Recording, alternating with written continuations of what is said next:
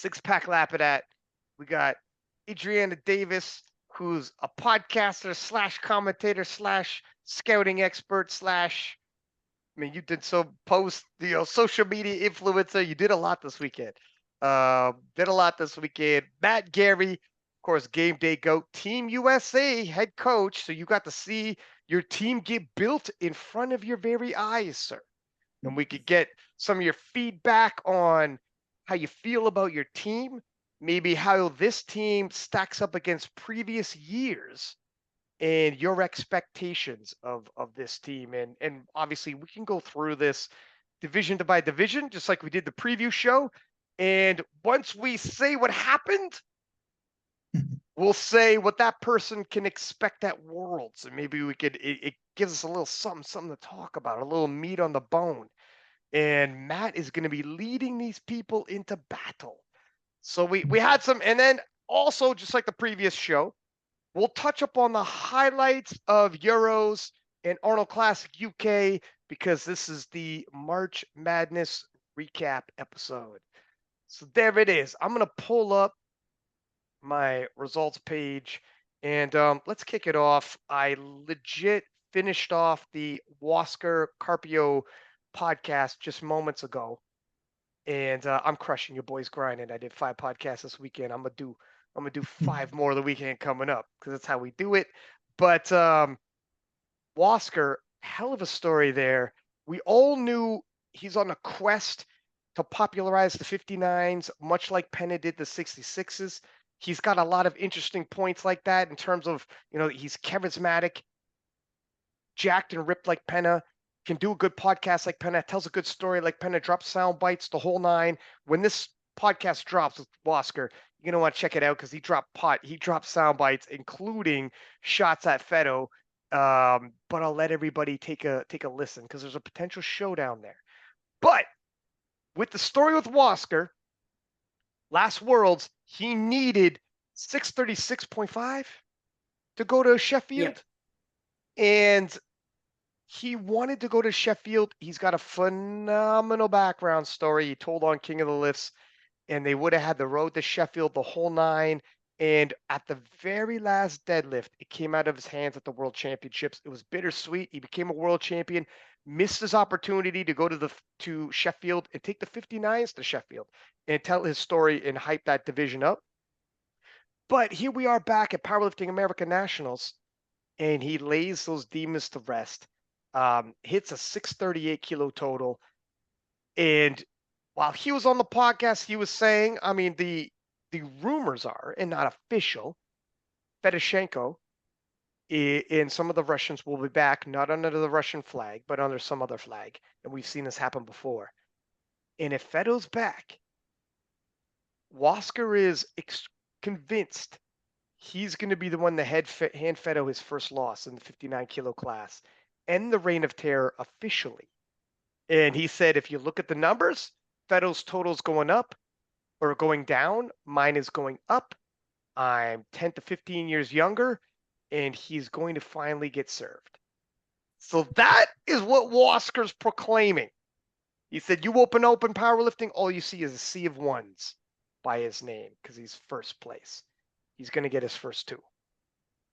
How did you guys feel about his performance? It was Adrienna, did you commentate this one with me? I think you did. Yeah. And we saw the moment at the end that the floating camera caught so beautifully where he hit that last deadlift and it was super hard. Like it wasn't easy. And he hit it and he just got so emotional and he ran, gave his family some thanks, gave them some hugs. And I was like we were commentating, I was like, I'm getting teary-eyed. Like it's a big deal. Like of course, this meet didn't qualify him for Sheffield, but like he could have came in and hit like 580 or something and still got the World's team spot. But it wasn't about just getting the spot. It was about getting revenge on that number. And he did, like, despite having a big cut, as we all know, despite having like really hard third deadlift. And it was a good moment. It was a good way to start off the meet for sure. Yeah, we talked about what it would mean, him coming into this competition, everyone knowing the number he needed to qualify for Sheffield, knowing he missed it at Worlds with the last deadlift. And if he came into this competition and dodged that number, everyone would know he was dodging it. So he would going to Worlds knowing I missed this last time, had an opportunity again, and I dodged. And everyone knows I ducked it. Or I missed it at Worlds, came into PA Nats, had an opportunity to take another swing at that number, and I missed again. Now going into Worlds, the sea of doubt in the back of the head would be phenomenal. That's why coming into this, Wasker isn't built to dodge. He's going to load it up to prove a point, to prove to himself. So when he goes to Lithuania. And number two, that's why we saw the emotion we saw from him. That's why, because he knows I miss this twice in a row. When I go to Lithuania and I'm looking at Matt Gary and they're like, look, we know where we're going with this, son. And I missed twice in a row. It starts building on you. It's like Gavin Aiden with that third squat for a while. It starts becoming a storyline in the wrong direction. And the pressure and everything. That's why you saw it's almost relief. Even though you're right, Adrian, this doesn't technically qualify him for Sheffield. It's the total he needs to qualify him and what it means mentally to slay that demon and be like, I can do this. I could do this.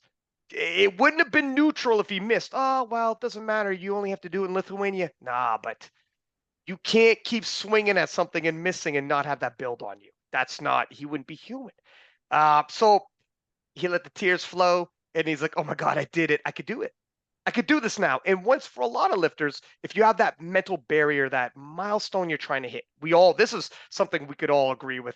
If it's that first, whatever, round number, 300, 400, 500.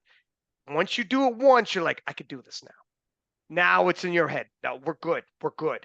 And that was key for him moving into Worlds because if Fedoshenko does show up, he knows he's good enough to hit that the Sheffield qualifying total, and he could steer focus on Fedo with confidence and tell himself, look at my top end. Matt, I want to throw it to you, though, with what you saw and the possible return of Fedo as a 59. How do you feel about you and your team in the 59 kilo class? Very confident.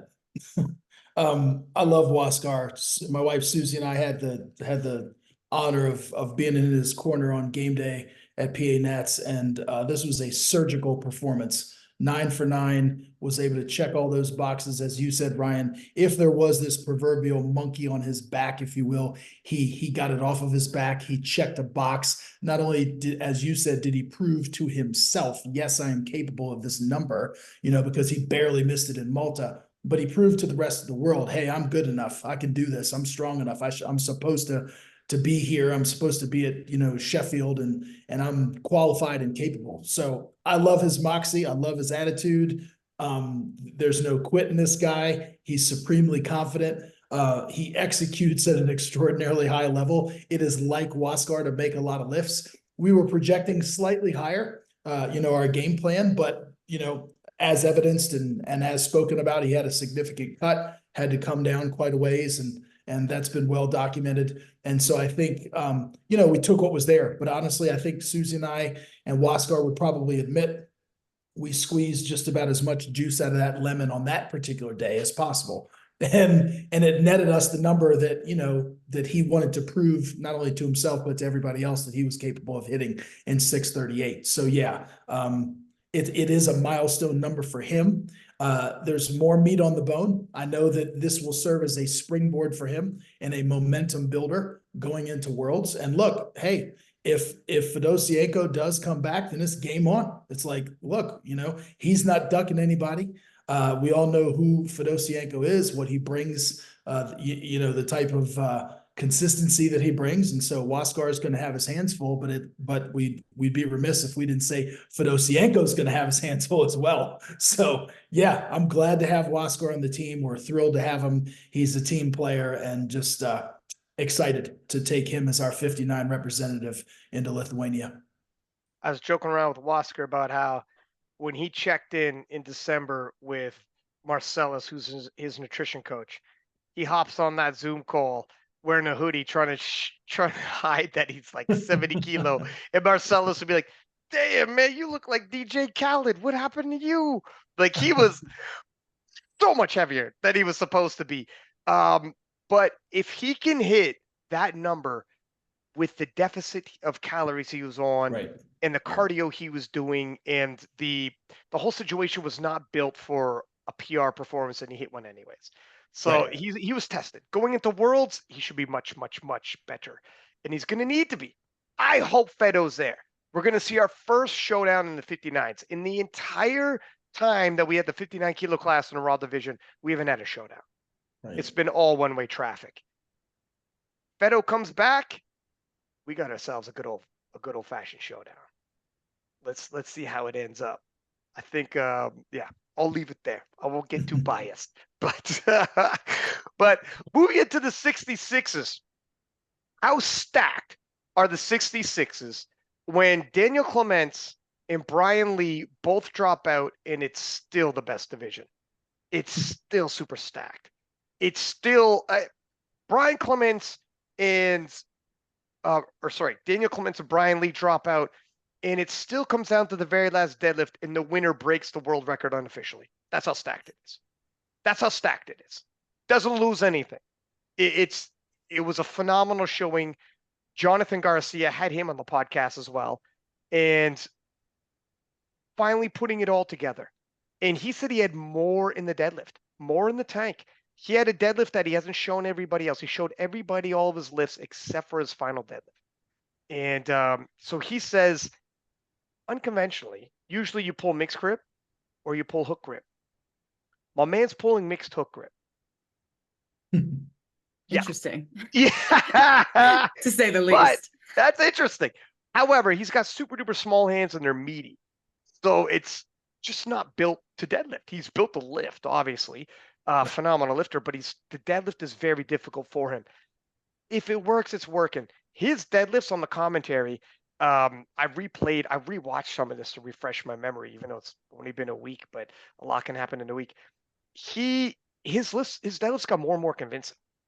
Remember Adrienna, when we were commentating, it was like, oh, because the story on him, the deadlifts start coming out of his hands. Strong as hell.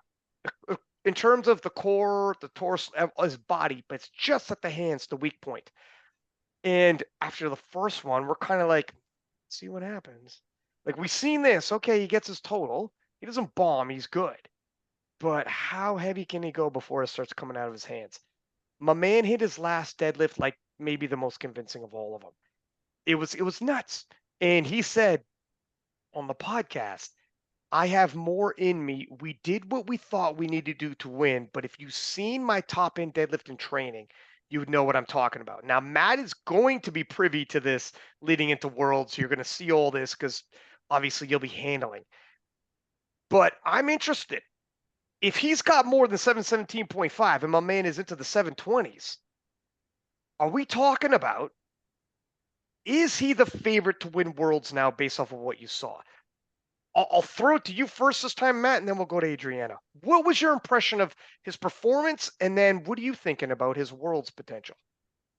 His performance was outstanding. As you said, he was able to put it all together. He made 9 lifts, kind of under the guidance and tutelage there of Arian Kamesi, who's, one of the best game day coaches in the world. And so it was good that Arian was there in his corner, because that division was stacked at nationals. That could have gone a lot of different ways. And if I'm not mistaken, you two were commentating. His third squat was 2-1 no good, right? And then it was turned over, right? So again, and this is, we'd be remiss if we didn't mention that, this could potentially have turned out differently had his third squat not counted, because that was a 13 kilo jump that he made from his second squat at 265 to the the American record, and of course unofficial world record at 278 on the third one. So had he missed that and not had those 13 kilos, then you're looking at Charlie Yang potentially being able to pull significantly less. Now, would the other lifters have played their attempts differently? We always say that, of course, right? So we're not saying that it would have unfolded, in a different way. It just would have had the potential to unfold in a much different way. But Jonathan executed extraordinarily well. And yeah, look, if there's more meat on the bone on the deadlift, then we're going to want that. We're going to want to use that, you know, and play that into our favor if we need to at Worlds. I mean, put it this way: he totaled 7:15.5, which is an unofficial, you know, I put that in air quotes, world record. So presumably he will come in as the #1 nominated 66, right? Because you know, the other totals that Penna has put up and Kasim-san and so forth, and Kyoto from Japan, you know, presumably those totals are going to be a little bit less. So on paper, he will be the #1 ranked guy. And it'll be, you know, but as we know, the nominations don't always hold true to form. But let me put it this way: I'm very confident with Jonathan. I think this is a great performance for him to build that momentum. Now, again, we're going to be over there. We're going to be in a shorter flight of 8 lifters, you know, all killer, no filler, as we say. And, you know, he's going to be up against it again. And so the premium is going to be placed on execution, attempt selection, and making sure that we can make 9 lifts. Because, you know, Jonathan being a subtotal guy, you know, we're going to build an early lead, or want to build an early lead, and then be very strategic and tactical and surgical with our 3 deadlifts remaining, so that we can, you know, make these other people who will presumably be pulling after us very uncomfortable. I mean, but you know, that's in all likelihood how the game is going to unfold, and I have every confidence that Jonathan is up to the task. Adrienna, Jonathan told me on the podcast, I wonder if I should tell this story now. You know what? I'll put a pin in that. I'll put a pin in it. There's something extremely significant to the day that he's going to compete at Worlds. Oh, cool. Everybody should listen to the podcast to find out. Yeah. It'll make a believer out of you. It's almost like the Penna story. It's crazy. It's crazy. It's like Penna last year, only this time it's Jonathan. It's pretty nuts. We'll see how that unfolds. But Adrienna, what did you think? What do you think about his potential for Worlds and what you saw at PA Nats? Yeah, I mean, it was a phenomenal battle, like you said. He's the only lifter also who went 9 for 9. Yep. So I think that's important to note. And the one who was contending, I think, the most against him was Charlie Yang, who went 8 for 9. So right. that there's the importance of making attempts, and the importance of that third squat being overturned. As Matt said, like that was like, I think we were commentating and we saw it got to the 1 no lift, and we were like, that's a big deal, especially because squat is his lift, you know. Mm-hmm.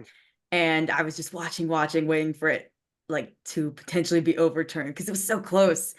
And as we know, IPF judging tends to be a little more strict, so we'll have to see how it unfolds on the day, because that's the story with him. Like, he's had problems with squat depth, and then with the deadlifts, he's had problems with having it be consistent. And you said that we were watching and we actually saw his opener, like it looked like it was like almost about to slip out of his hand, or maybe not almost about to slip out, but it was close. It was uncomfortable for an opener, put that way. Yeah, exactly. Question. It wasn't like a solid grip. And then, as you said, he got more consistent, and having a consistent deadlift is just so like massively important, because that's where you decide the placing. So yeah, it was a great battle, like even with Clements and Brian not there. And I think I won't harp on like the poor performances too much, but going in, I think Morgan could have been considered the favorite just because he had the highest total going in, and he was dealing with some injuries, but like it was kind of a question mark. Like, he had a lot of time, and as the battle was unfolding, we were commenting, and I was like, it looks like Morgan is operating below his best, so it just made it all the more interesting. And going into Worlds, I'll say I think he is the favorite, just because there's not a lifter that, first of all, is going to have the total that he has coming in, and second of all, is very consistent. Like, it would be different if there was a lifter in there that consistently goes 9 for 9, but there's not. There's Penna, of course, the reigning champion coming in, and he always puts up massive gym lifts. But then there's the meat execution, there's the cut that he has to make. So there's that. And then Kyoto, who actually I think pulled for the win over Pana last year, but he's got like issues with technique and execution. And then we have Kasim-san. It's kind of a repeat of last year, honestly, between Kasim-san, Pana, Kyoto, and then a new American coming in with Jonathan Garcia. And Kasim-san, it's like, I think he might still officially hold the world record, actually. Mm-hmm. Yeah, so he still officially holds the world record, but I think he was dealing with some health issues. So it'll be a good battle. It'll be really good. And I would say Jonathan's the favorite, but it's not by a lot. Looking at the other 66s, now Charlie Yang went 705, which keep in mind that's the number that won the world championships. Charlie had a great day, but he had to jump. He was forced to do so if he wanted to win. Right. From a 295, and it was close too. It was really it was close. From a really 295 to a 307.5. That is a healthy big jump at the end. Yep. Garcia, Arian, Messi, Kamesi forcing Charlie's hand, beautifully played. And I know when they were talking about it, Jonathan said, I can go more on my last dead. And Arian said, let's err on the side of caution. Right. You could tip over. And I told Jonathan, every lifter always thinks they have more in them than they do. Mm-hmm. Exactly how much more you don't know. Arian played it exactly right. I think this is the number. We get the most out of you, and we force Charlie just over the top. And Charlie came within seconds, inches, half an inch of locking that bad boy out and taking the unofficial world record, taking the Team USA spot, taking the US national title. Charlie was right there. Charlie is a phenomenal talent that we all knew he was a contender, but I don't think we knew quite that he had this much in him where he would literally be, he was just so close to posting up the biggest official 66 kilo total. I mean, he'll be back. He's a young guy. He's got a world of potential. Austin Nikolai, who's coached by Big Body Chris, Joey Flex's brother, coming in third. Super young dude. Probably, I think they're talking about going the junior nationals route, junior worlds route. Yeah. We'll have to see, but it depends if he gets into any of these SPD competitions or how that looks. We'll see. There's a lot of different pathways now for these lifters. And you already touched up on Morgan Aquino Garcia not having the greatest day, but hats off to him for showing up. You don't know until you get there. You hear stories about guys and girls coming in saying, wasn't 100%, start playing ball, and you rise to the occasion. Okay, we have it today. Other times you show up, you know you're not 100%, praying for a miracle. It's not there. That's fine. He's had his big moments. He's won major competitions. He'll be back. But I do say, like, hats off to the guy for showing up regardless. And Rodrigo Manzo, who for 5 straight lifts was looking like my man is on a whole nother track. He was, the deal with him, wealth of potential, hard time executing. He's bombed out before on deadlifts. 5 straight lifts, and we were talking in a commentary booth, oh my God, as he turned it all around. Missed one of his final bench. Not a big deal. It is what it is. But unfortunately, misses opening deadlift, which made him have to retake that deadlift. And now he's really behind it. He doesn't have a second attempt. He has to go all in on his third. And him going 1 for 3 in the deadlifts was more of a situation where, because he had to retake his opener, his hand was forced on the last one. And it was a bit of a Hail Mary. Not crazy. He's hit 300, 305. That's not by any means, oh my God, this is a waste of an attempt. But he was forced. And if it was a local meet or something like that, and he's not forced to try to pull for position, I'm glad he pulled for the position, by the way. Matt's the one who handled. I'll let you speak to it. But yeah, what do you think about Manzo? Are we probably getting back on track here? If he didn't bobble his opening deadlift, he hits his third at 300 kilos instead, and probably more to the game plan you wanted, his total would have been a whole lot different. Yeah, for sure. I mean, I think if we just back up 1 second, I always harp on this attempt selection and execution. If as Adriana said, you look at Jonathan Garcia, 9 for 9. Second place, Charlie Yang, 8 for 9.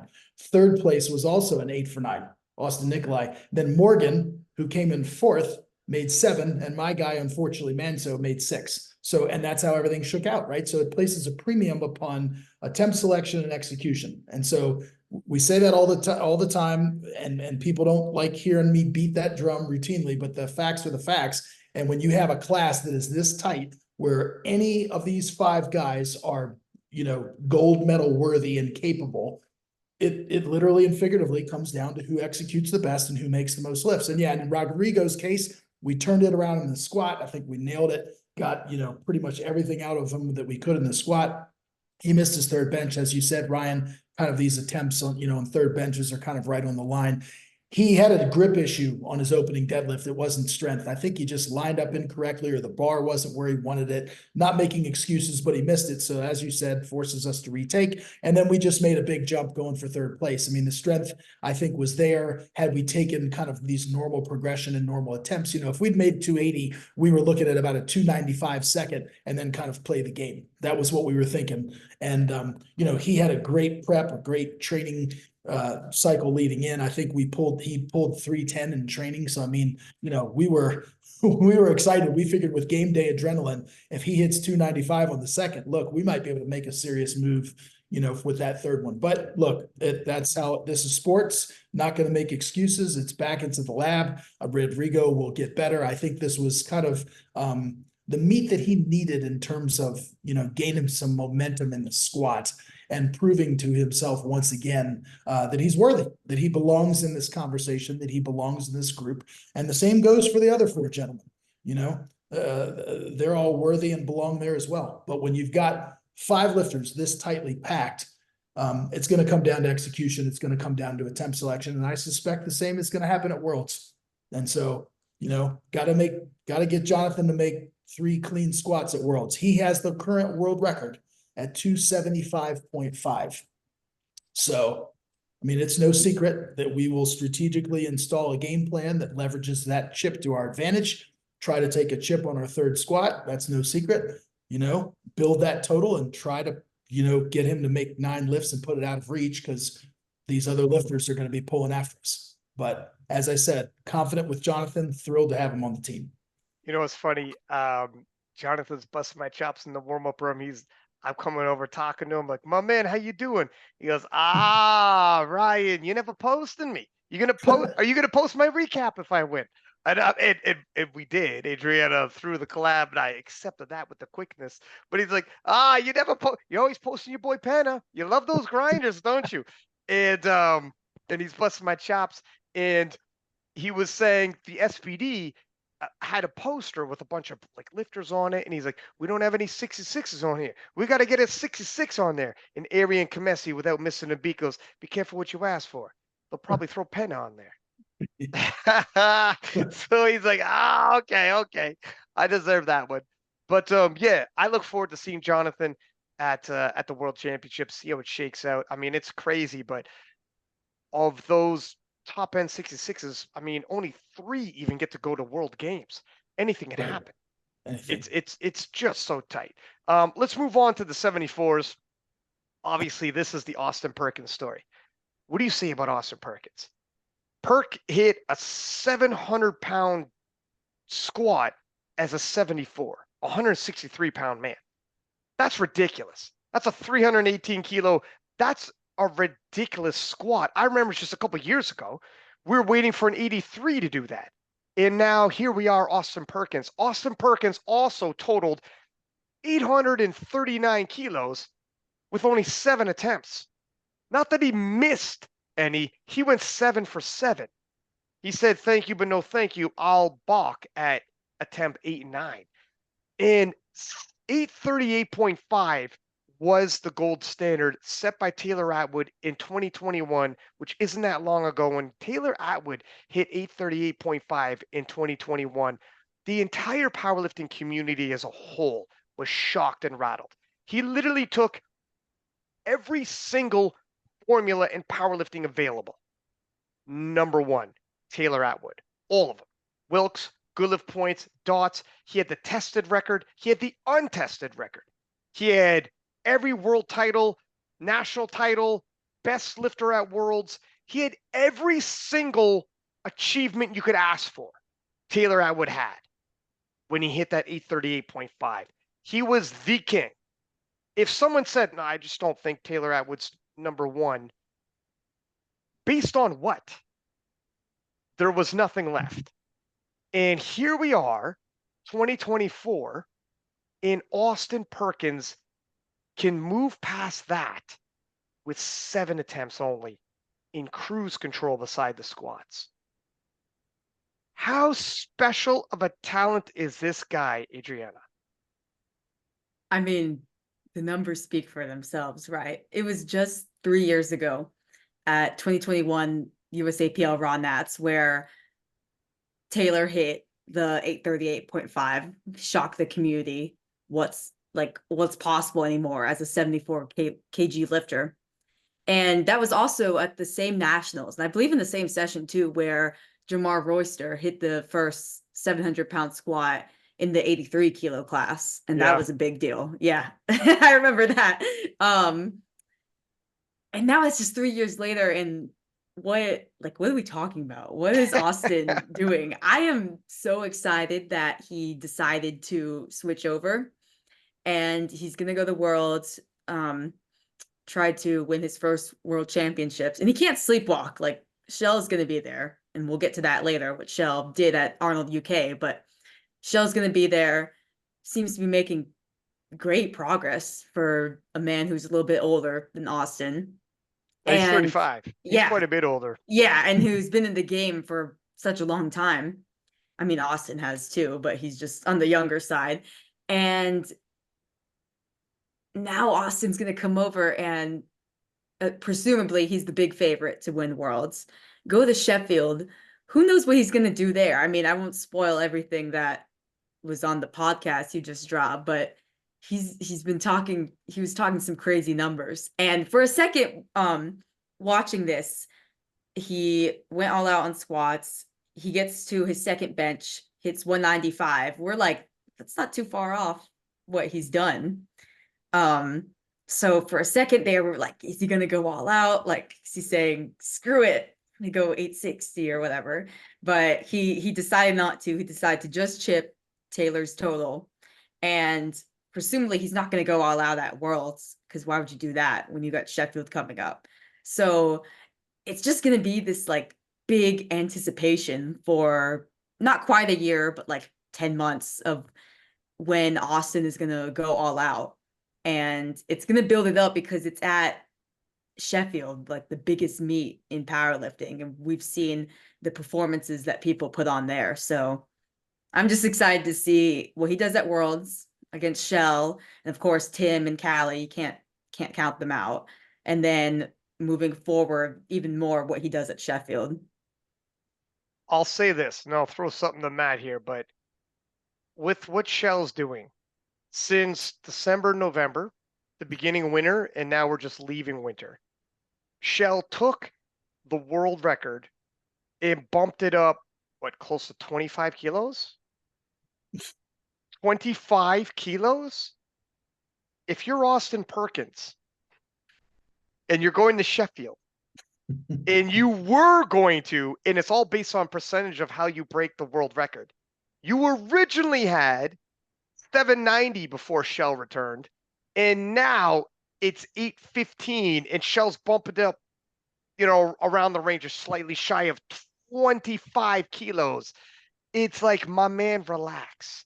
You're killing my bank account right now. And if you're Bob Matthews, Ashton, Russ, you are like, my man, welcome back, my friend. Oh my God, you are buying this guy dinners. You are setting, Shell single-handedly, although likely unable to pull off an upset against Austin at Worlds, it would be a massive upset, is still making an impact in the game, taking this world record for a ride and for sure a thorn in Austin's side. If Shell never existed and didn't have this second win, third win, whatever wind we're at for Shell, Austin would be a heavy favorite for Sheffield. God knows where he could take it from 790 to deep into 800s.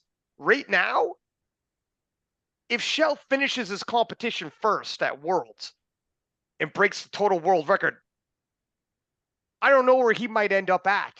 If it ends up 825, 8 whatever, Austin will be like severely handicapped by Shell's fourth wind.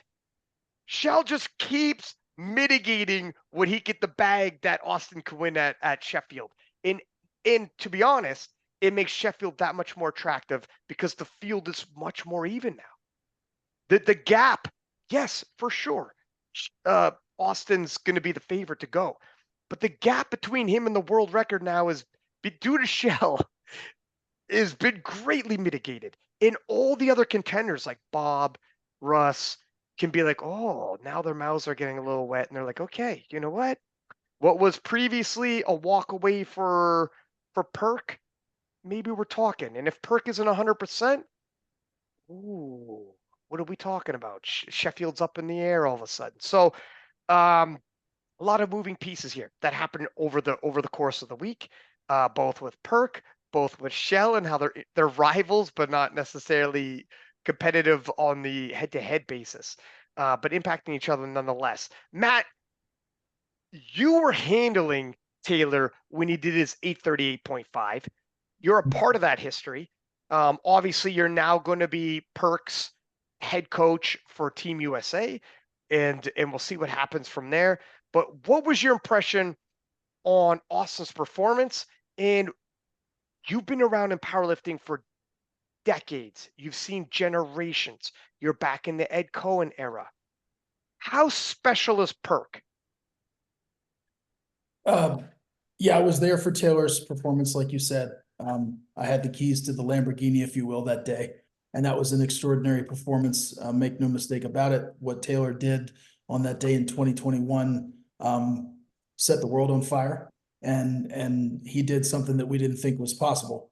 And then you have Austin Perkins come along and essentially, you know, at USAPL Nationals last year, hit 851, you know, at just a stitch over the 75 kilo weight class limit or what have you.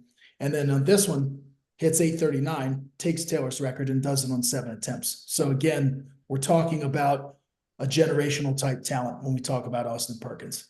And this guy executes at an extraordinarily high level too. And he seems to be getting better with his execution, becoming more consistent. And so, look, the arrow is pointing up, way up for Austin Perkins. We have not seen his best. And as you said, Ryan, going into Worlds, I mean, look, on paper, it is what it is. I'm not, you know, he'll be the favorite. He'll be the heavy favorite. But he can't slack, and he knows that. He recognizes who's out there. And Chell Backlund is an absolute legend. And the fact, I just was playing around with some numbers while I was listening to you.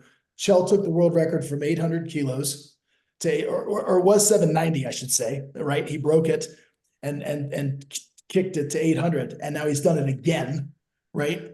Kicked it up to 815. So when you look at that, and he did that in 3 months. So that was a 1.9, right? In 3 months. So that was a 1.9% increase on the world record total. So let's just assume that Chell can do that again within the next 3 months, because we have another 3 months, right? That he can put another, right, 1.9%. Now we're talking 830, okay? Now I'm not saying that to put pressure on Chell, but look, Chell executes at a high level too. He's got a huge deadlift on him. We're all aware, huge bench. I mean, this guy can play. This guy can lift. And so I know that Austin respects him. I know that Austin is fully aware of his capabilities. I also know that Austin is supremely confident, and rightfully so. He should be. He has every right to be confident. But we can't sleep on the rest of the field, and we're not gonna sleep on the rest of the field. We are respectful of Chell Backlund, of Kelly Johansson, and Tim Madigatti. We know what he's going up against, you know, what he's going up against in Lithuania. And so all respect is due to these other competitors. We're not going to sleep on them. Austin has to go out. He has to execute. He's got to get the job done. And, you know, objective number one is to win. Objective number two is to play that numbers game and, you know, presumably not push the world record too high. But hey, man, it is what it is. There's one day out of the calendar year when you can be an IPF world champion, and that'll be the day for him. And so that's the priority. The rest of it is just going to be icing on the cake and trying to mitigate the whole Sheffield deal and all that stuff. But job number one is getting him the W, and he knows that. But he's going to get a stiff challenge, man, because I'm not sleeping on Shell Backlund. That guy's trouble. So here's the problem. Shell is so good that he can't afford to cruise control too much and then misjudge and not give himself enough room by deads. He's going to have to, if he wants to win while making sure he's got the win, he has to go around, just in case Shell is 830. He should cruise around 840 or something to make sure.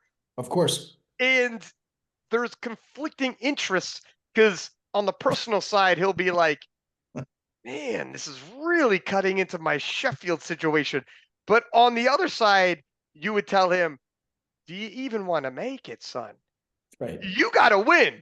Sure. And unfortunately, anything less to 840, I don't know.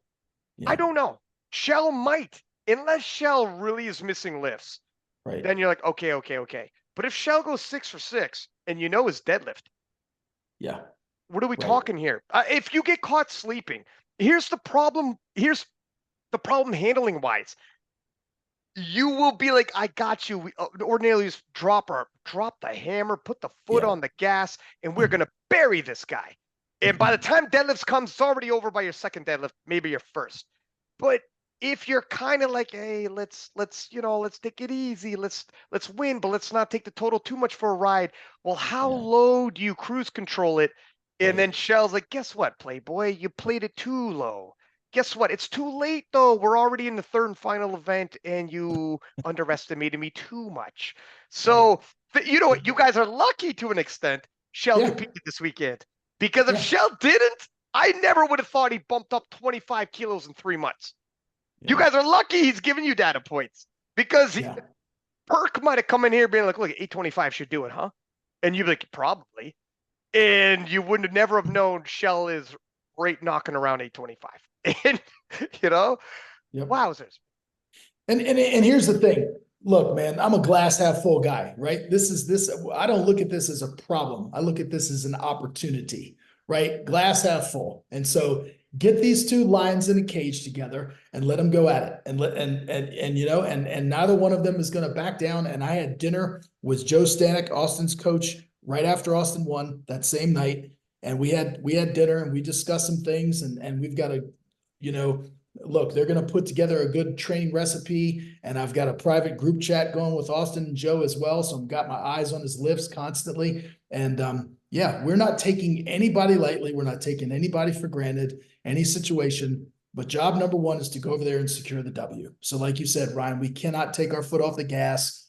By the same token, we will strategically install a game plan, just like we do with every lifter, that maximizes our strengths, mitigates our weaknesses, and puts him in the best position to win. And then he just has to go out there and execute. So it's going to be must-see TV, one way or the other.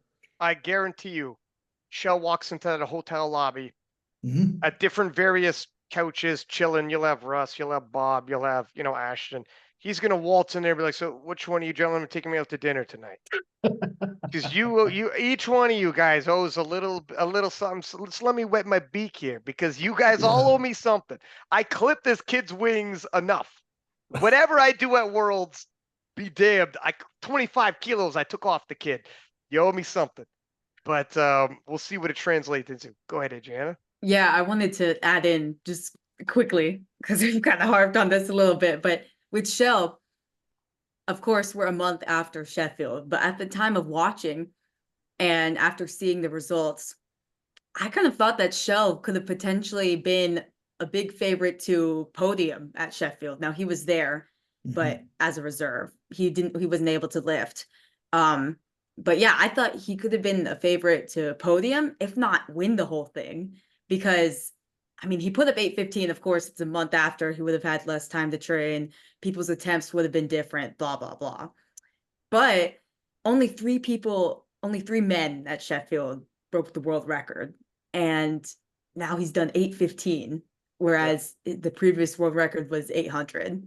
So, well, before that, it was 790. If he yeah, knew he's doing exactly. Sheffield, imagine he got the Sheffield invite before that. He wouldn't have even bumped it from 790. Like, it's You can't sleep on him.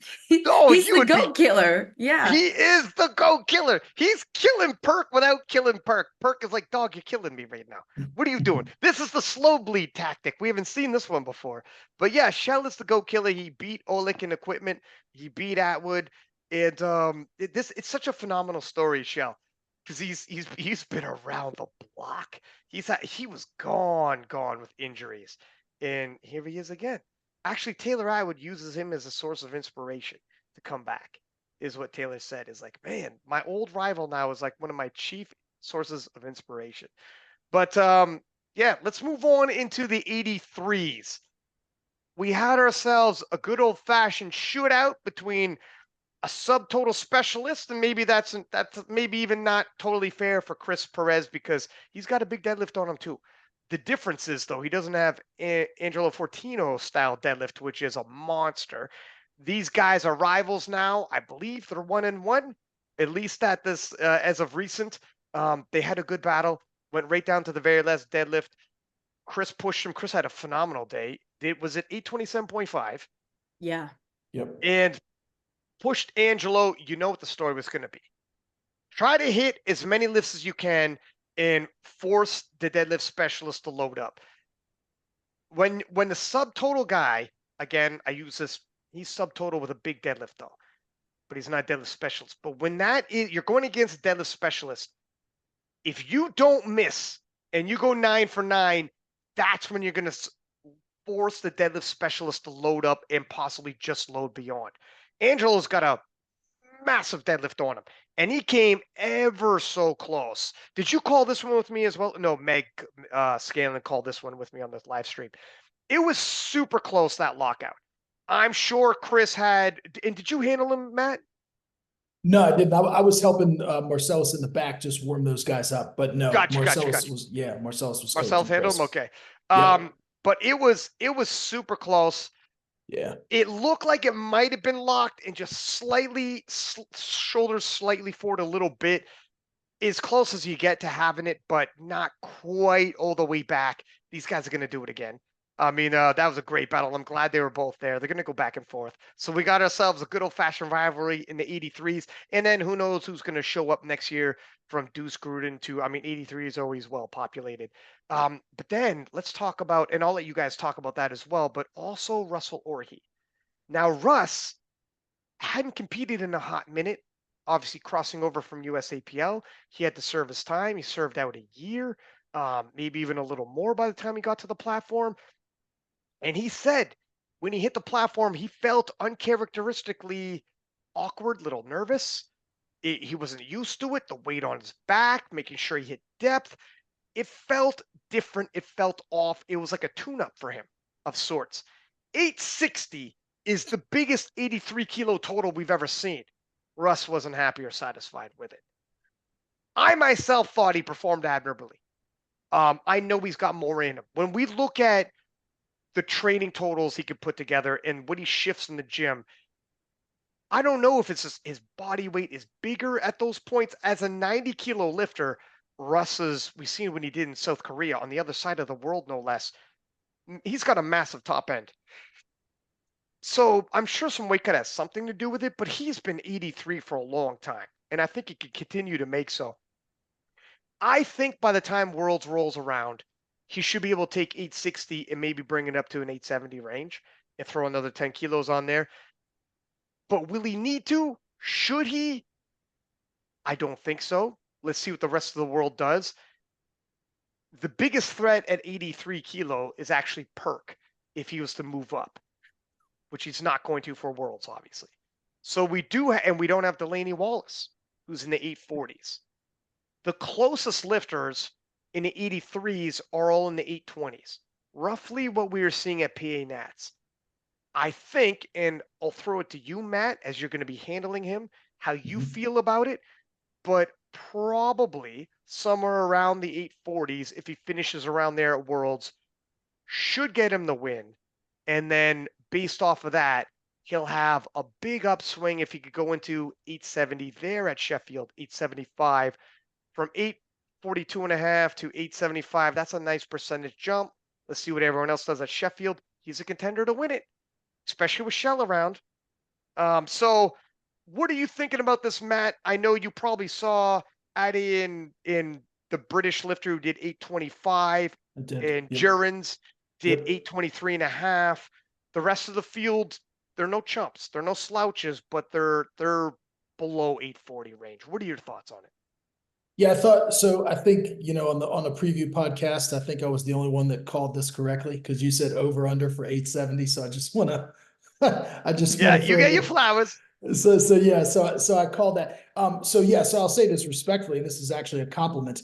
This is exactly where I thought Russ would be. I figured he would be in that 860 to 870 range. To your point, and admittedly from him, he felt rusty. He felt like a couple things were untidy, and I have every confidence that he will brush those things up. I think maybe he had a bench issue, I think, where maybe his feet weren't flat on one of those. And I think maybe there was, a red light or something on one of the squats for depth or what have you. But yeah, I expect a more, this was like you said, Ryan, him coming back in, sticking his foot back in the water, saying, hey, I'm back. This is what I'm capable of. But also shaking off some of the rust. And so, look, if he can put up 860 on a less than his best day and on what he deems to be a rusty day, imagine what he can do when he's firing on all cylinders. Now, to your point, will he have to fire on all cylinders and put up this 860 to 870 that we all know he's capable of? I mean, heck, he's probably capable of more than 870, I think. Probably not, to your point, because the next closest competitors, Ad and Jurens from Great Britain, I don't know if they'll both be coming. I don't know how that works out for their team. And of course, then Aharo is always looming with that huge deadlift. But look, Russ does execute at a very high level. He makes most of his attempts. And I have every confidence that he will do so in Lithuania.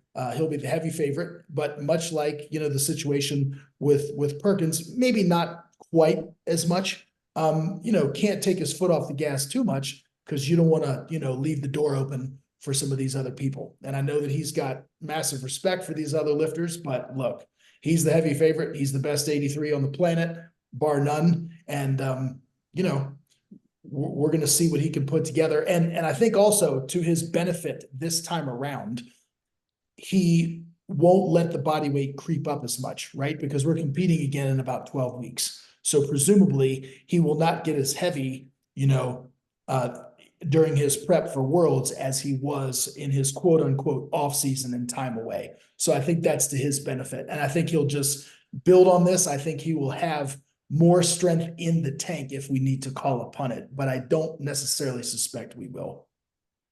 What would you say? And first off, a couple things I do like: 9 for 9 day. Yep. Didn't miss a single lift. Yeah. PR total. Yep. And shuck off the whatever Rusty had.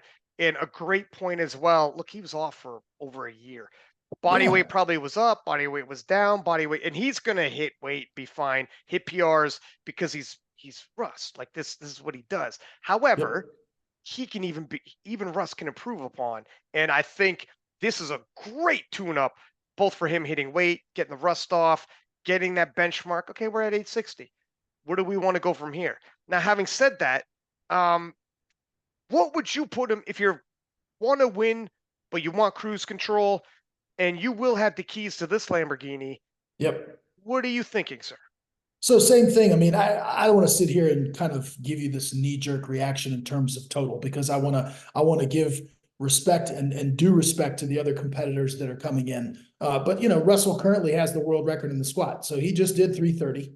And and that wasn't, an absolute limit lift for him. So look, he has the world record at 320.5. So once again, no secret there. We're going to leverage that to our advantage. and we're going to put a chip on his third squat. I mean, we'd be fools not to, right? You know, I don't think that anybody that'll be in that flight is going to be in danger of taking the bench record. And then, you know, so there will be no chip available, presumably, because that record is held by Owen Hubbard at 218.5. So I don't think that any of the 83s will be benching that much. But then you've got, you know, Anaharo looming with that monster deadlift. So to your point, Ryan, we can't take our foot off the gas too much. And we don't want to make a mistake and miss lifts to leave that door open. But I'm supremely confident in him, in Russ, because he does execute at a high level. I fully expect him to make 9 attempts again. And that's not to put pressure on him. That's to instill confidence and encourage him. But, you know, I'm not going to come out here and say, oh, we need 850, we need 840. I mean, look, he and Joseph are going to put a plan together. They're going to get as strong as they possibly can leading into Worlds, so that we've got that money in the bank, so to speak. So that if we need to make a proper withdrawal, we make a withdrawal, you know, and otherwise we see how it is come time for deadlifts and see what the situation is, and put him in a position to, number one, secure the W. I've talked to Russ, and I know for a fact that is the most important thing to him. He values world championships in terms of legacy. We are cut from the same cloth that way. And so, you know, first and foremost, he wants to secure that. And then you play the numbers game, you know, based on the Sheffield and the total and that sort of thing. But, you know, there's no other 83 that I'd rather roll into the world championships with. Oh, that's a fact. Yeah. He's the greatest 83 that ever That's lived. it. He's the strongest 83 we've ever seen. Yep. And he's one of the most consistent powerlifters we have in this era. I mean, he never fumbles the ball and has to Yep. make a post about having a bad day, and that's why we took an L. Yep. It's been years since Russ has lost as an 83. Yeah. He's just a Yep. phenomenal. Even when he moved up to 90, he took the 90 kilo record on a whim across the world. He's Right. so consistent with his performances. And he knows this is potentially a legacy defining moment for him, right? Because you've got Delaney Wallace with 2 world championships and Brett Gibbs with 2 world championships and Russell Orhe with 2. And so now if he goes to Worlds and does what he needs to do and wins, he can say, I'm the only 83 kilo lifter that has 3 IPF world championship titles. And that would really, I think, be the cherry on top of the sundae in terms of cementing his legacy. You know, he has admitted in the past that he thought when he competed against Gibbs, that Gibbs was stronger, and they each came into, you know, they beat each other when they were less than their best, you know, because they were both kind of dinged when each other won. But, you know, this will be a legacy defining moment for him. So I have every confidence that he's going to come in with both barrels loaded. What do you think, Adrienna, when you look at the 83s at PA Nats and Russ?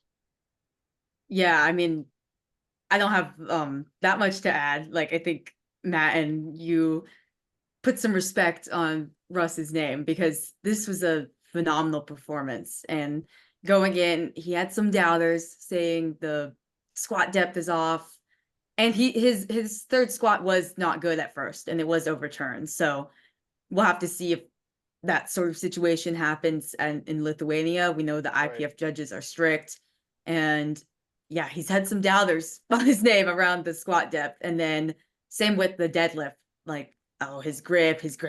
But as we know, he trains in the gym he used to train in the gym with hard conditions in terms of the heat. And that's kind of why his grip would slip. But he held that deadlift and kind of, I think, just showed the world, like, hey, I'm still consistent. I'm still that guy that can go 9 for 9, hit 860 as an 83, which is like crazy to think about.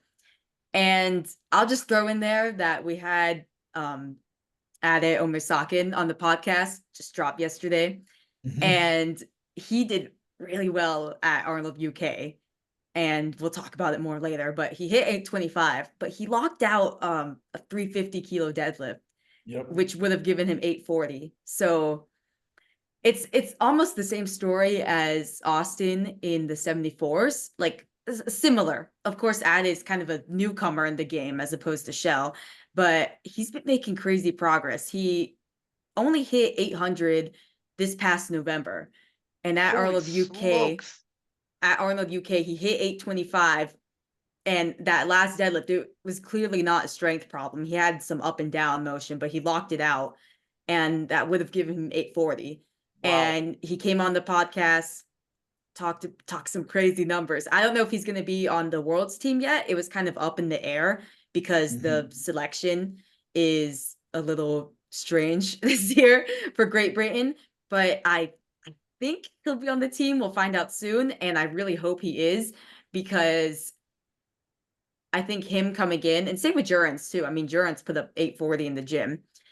Those two British lifters coming in means that Russ can't just sleepwalk and do 840 or 845 or something. I think given that Ade especially is making so much progress, and we'll have to see, of course, it's a thing to make so much progress, but can you continue that? He's saying he can't. He's talking about like 860, 870, guys. Wow. Everybody's gonna throw Of big course, numbers. I yeah. don't blame him either, because his Yeah, of progress course. has been wild. He's trying to hype it up, which that's what you do. I love it.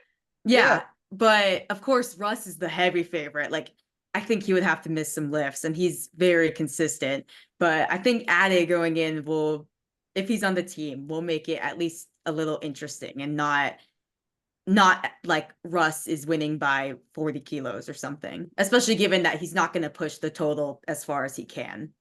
Well, with this information, I'm sure Matt will, we'll see if he makes the team, Ade makes the team, and if he does, they're going to review all the lifts and what happens if he gets that final lift and he's at 840.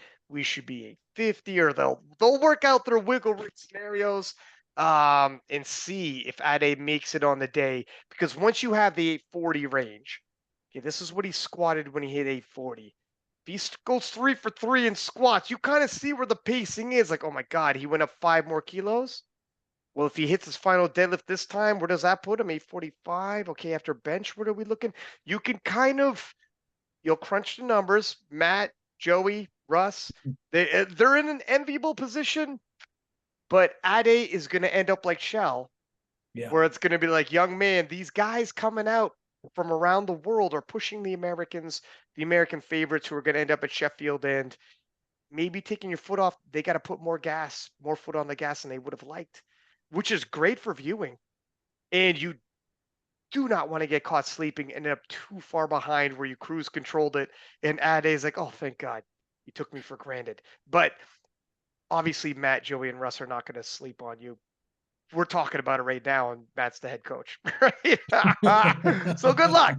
Good luck, Shell. Ade, we're not looking past you, but it's good. It's good the rest of the world's catching up. It's good the rest of the world is going to push it. And none of these guys can like win on openers or have a bad day and still win. They're going to have to perform. But I'm also glad that they're pushing it, because I think the storyline before, like maybe the past couple of years, was, oh, if you put in all the American 83 lifters, then it would look totally different. Like an American, or the podium would be just 3 Americans. And I'm glad that the rest of the world is kind of pushing past those limits. I mean, Chris put up like 827.5. Angela was right there. So, and then Jurens put up like 823 or something, adding at 825. So it's not like the rest of the world is going to be floating around 800 and then Russ just takes it all the way. I'm glad it's a little like closer. There's a little less disparity between America and the rest of the world. Oh yeah, no. Well, if Ade was not trying to beat up Russ and shoot over Chris, he would have put in a deadlift that wouldn't net him 840. It would net him 830, and 10 kilos off that deadlift. He already locked out the deadlift that got him 840. He probably would have topped out all the Americans. Now Delaney would raise his hand and be like, "Hey, all right, Delaney, of course." But anyways, we're getting ahead of ourselves. But yeah, no, I'm glad the rest of the world's catching up, and guys are coming out of nowhere. Every year, somebody emerges out of nowhere. It's like, well, now you got to think about Ade from here on out. From here on out, if he's like this close to being an 840, what is he next year? Better think on that one. 850 is going to be, you want to hit the podium? You're 840 and up. It ain't going to cut it any less. But yeah, we'll see. We'll see. Moving on to the 93s, shall we? And Mr. Burn Your Ships, should have been Mr. Burn Your Calories. My man came in a little fluffy and missed weight.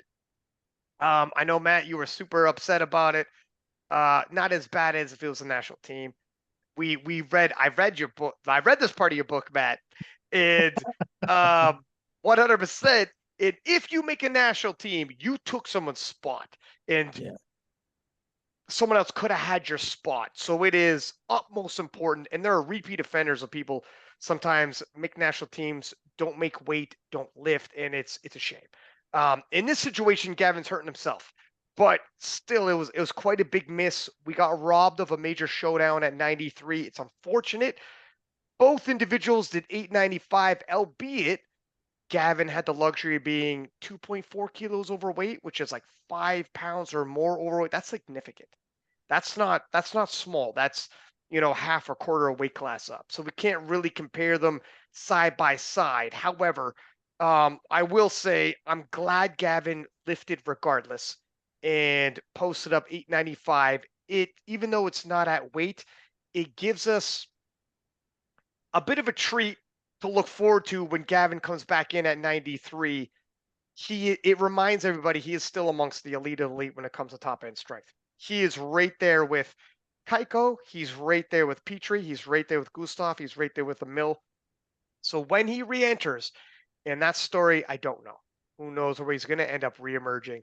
But when he does re-emerge as a 93, he'll be right back in the mix and potentially within striking distance of the world record if he makes a national team somewhere. I don't know what that's going to look like.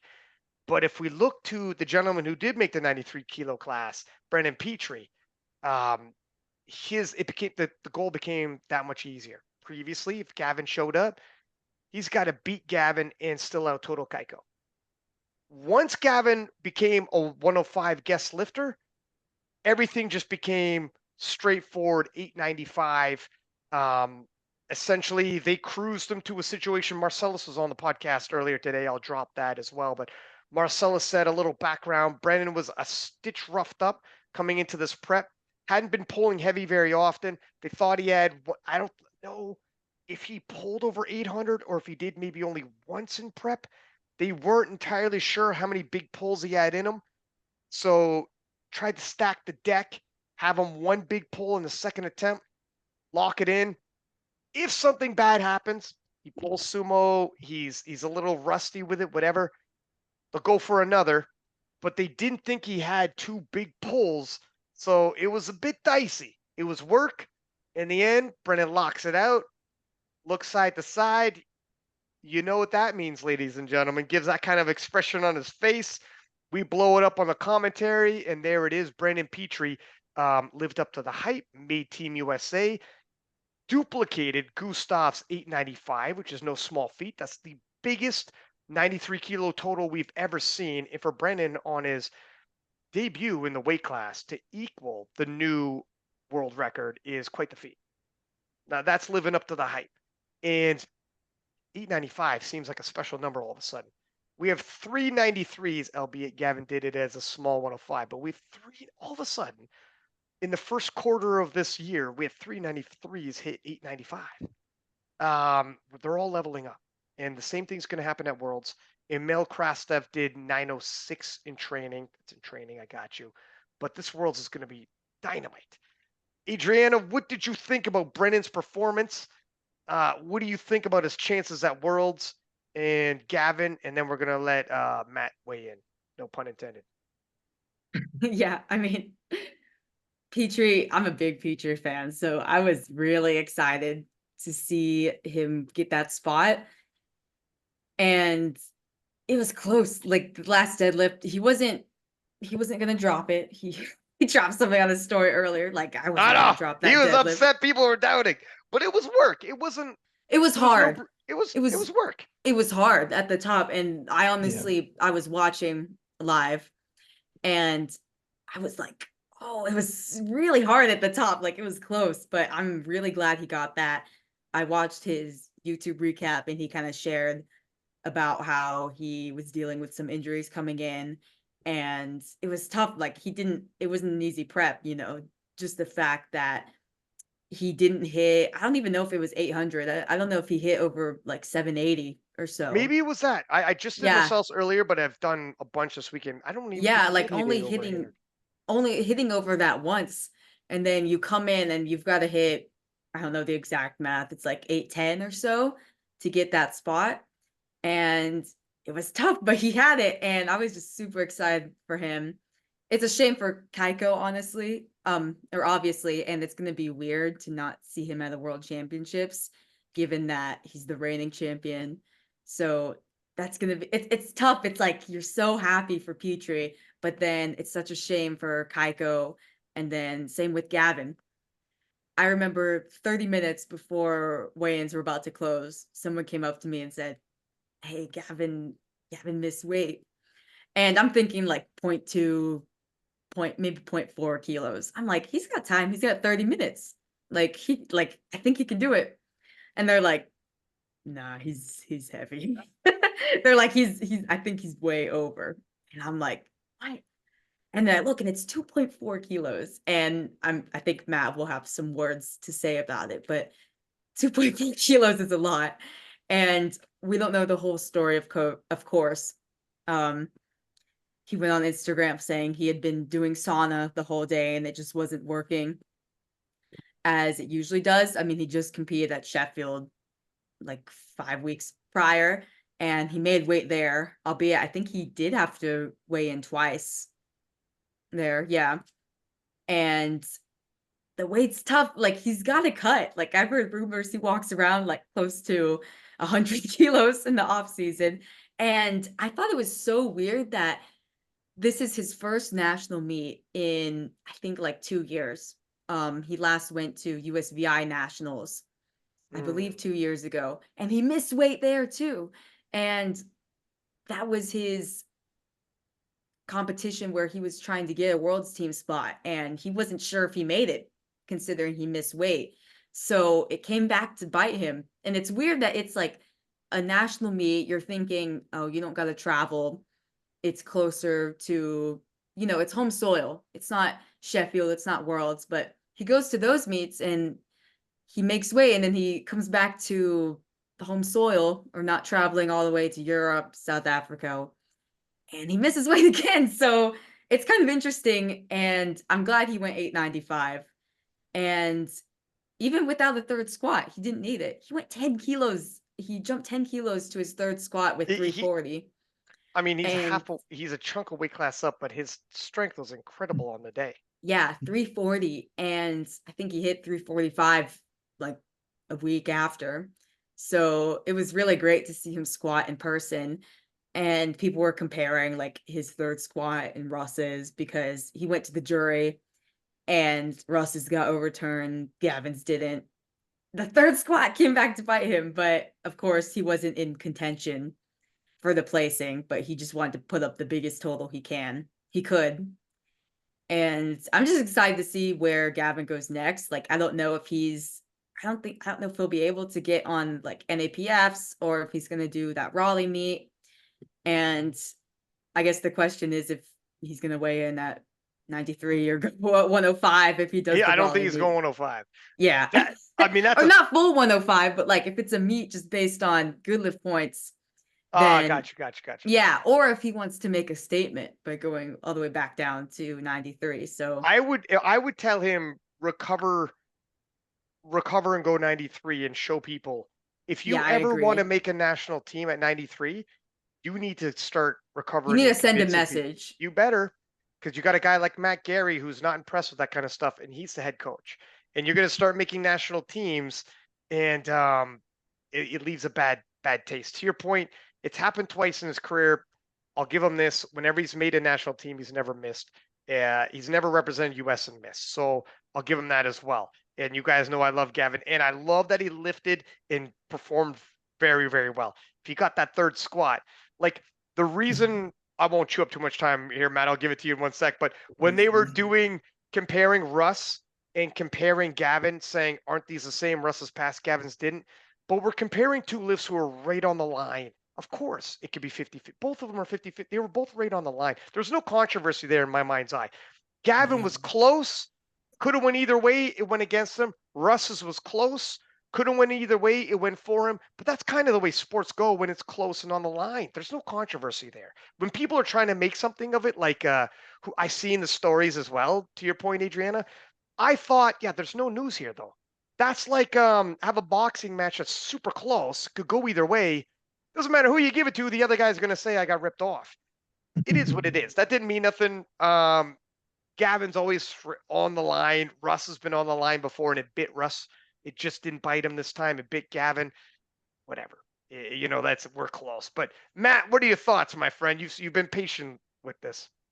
Yeah, I mean, I think you all tied a ribbon around it quite nicely. I mean, I guess I'll start with Gavin. I mean, there's two words that kind of come to mind for me is just with him not making weight. The first one is disappointing, obviously. And I'm sure that he's the most disappointed of all, right? You know, I'm just disappointed from the standpoint of being in the sport, somebody who loves the sport, who loves these head-to-head matchups, and you want to see these titans go at each other and see who is the best lifter on that day. And so we were, matter of factly, just robbed of that because he didn't make weight. And then the second adjective that I would use is avoidable. And so, you know, I mean, I think we all like Gavin. We want to see Gavin do well. We want to see Gavin push these boundaries. We know that he's capable, unquestionably. But I guess he flew too close to the sun once again after Sheffield. And so I will say this, I mean, you know, Kedrick Kwan is his nutritionist. And so I'm sure they installed a plan, but for whatever reason, they weren't able to execute that plan, you know, with making weight. And this is just my guess. And I know very little about this stuff. Game day coaching is my area of expertise, not nutrition. Okay. I'll be the first one to say that it's not, but I'm just guessing that if he cut a lot of weight to make it into Sheffield, and he did, and that's well documented that he had a hard cut trying to make weight, had to get on the scale a couple of times at Sheffield, right? So that was an artificial number.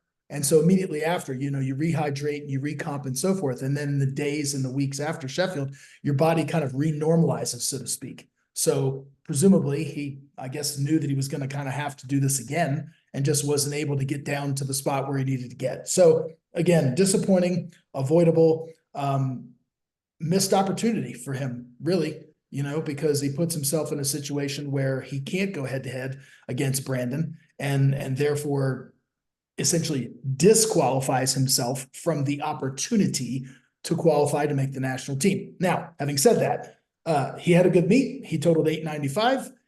You know, if that third squat, to your point, Ryan, would have gone, we're talking about he's over 900 kilos, albeit not at a 93 body weight, but at, you know, a couple kilos over. And so we all look forward to seeing what's in store for him and what he decides to do. And I'm sure he'll speak to that. In terms of Petrie, couldn't be any happier for Brandon. As I said, during that session, I was in the back.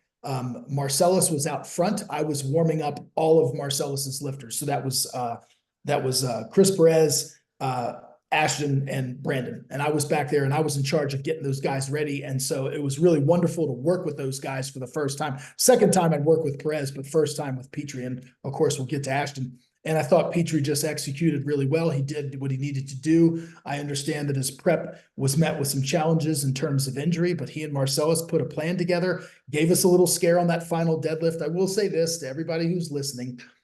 If you weren't there in person, you don't understand exactly what the deadlift looked like, because things on video look faster, look better than they do to the naked eye. Like Adrienna said, that was a tough attempt. Okay. But he made it. So here we are. And they pushed their chips into the center of the table. Like you said, Brian, they didn't think that he had 3 big deadlifts in him, you know, thought that he only had 2. And then look, it worked. They made the right call. And he hit the 895 to trump Kaiko's total and make the national team. And I'm ecstatic to have Brandon on the team. I know that he's been working really hard toward this, and we look forward to the challenges that are in front of us. And he's going to have some very, very stiff competition over there with Hedlund and Krostev. And then you've got Sasha Steinbeck, you know, a big puller. And of course, let's not forget Carlos Peterson Griffith, you know, and so forth. So that is a stacked class, and you are going to be fighting tooth and nail. And I'm looking forward to that session. That is going to be an incredible session.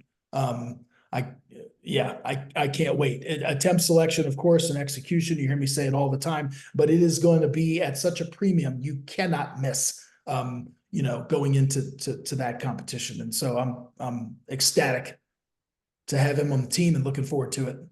Carlos Peterson Griffith is, I mean, he did 875 at Sheffield. He could be right up into the 890s by the time Worlds rolls around. Yeah. And 895 is a number all these elite guys are hitting. He's gonna, by the time Worlds rolls around, he's gonna be right there with these fellas. Yeah, you would assume. He is developed into a monster. And Right. yeah, the world is just too deep right now. And it's bittersweet for me because I, like everybody, love Kaiko. And it's weird to have a world championship without Kaiko. He's been the guy since we came back from the lockdowns, and he was the guy. I mean, he was the guy before that. He was the number one in the world, but he wasn't at Worlds yet. But he's been the number one 93, outside of losing a Chance, but he's beaten Chance before he came back, regained his title, looked better than ever. He was just the guy.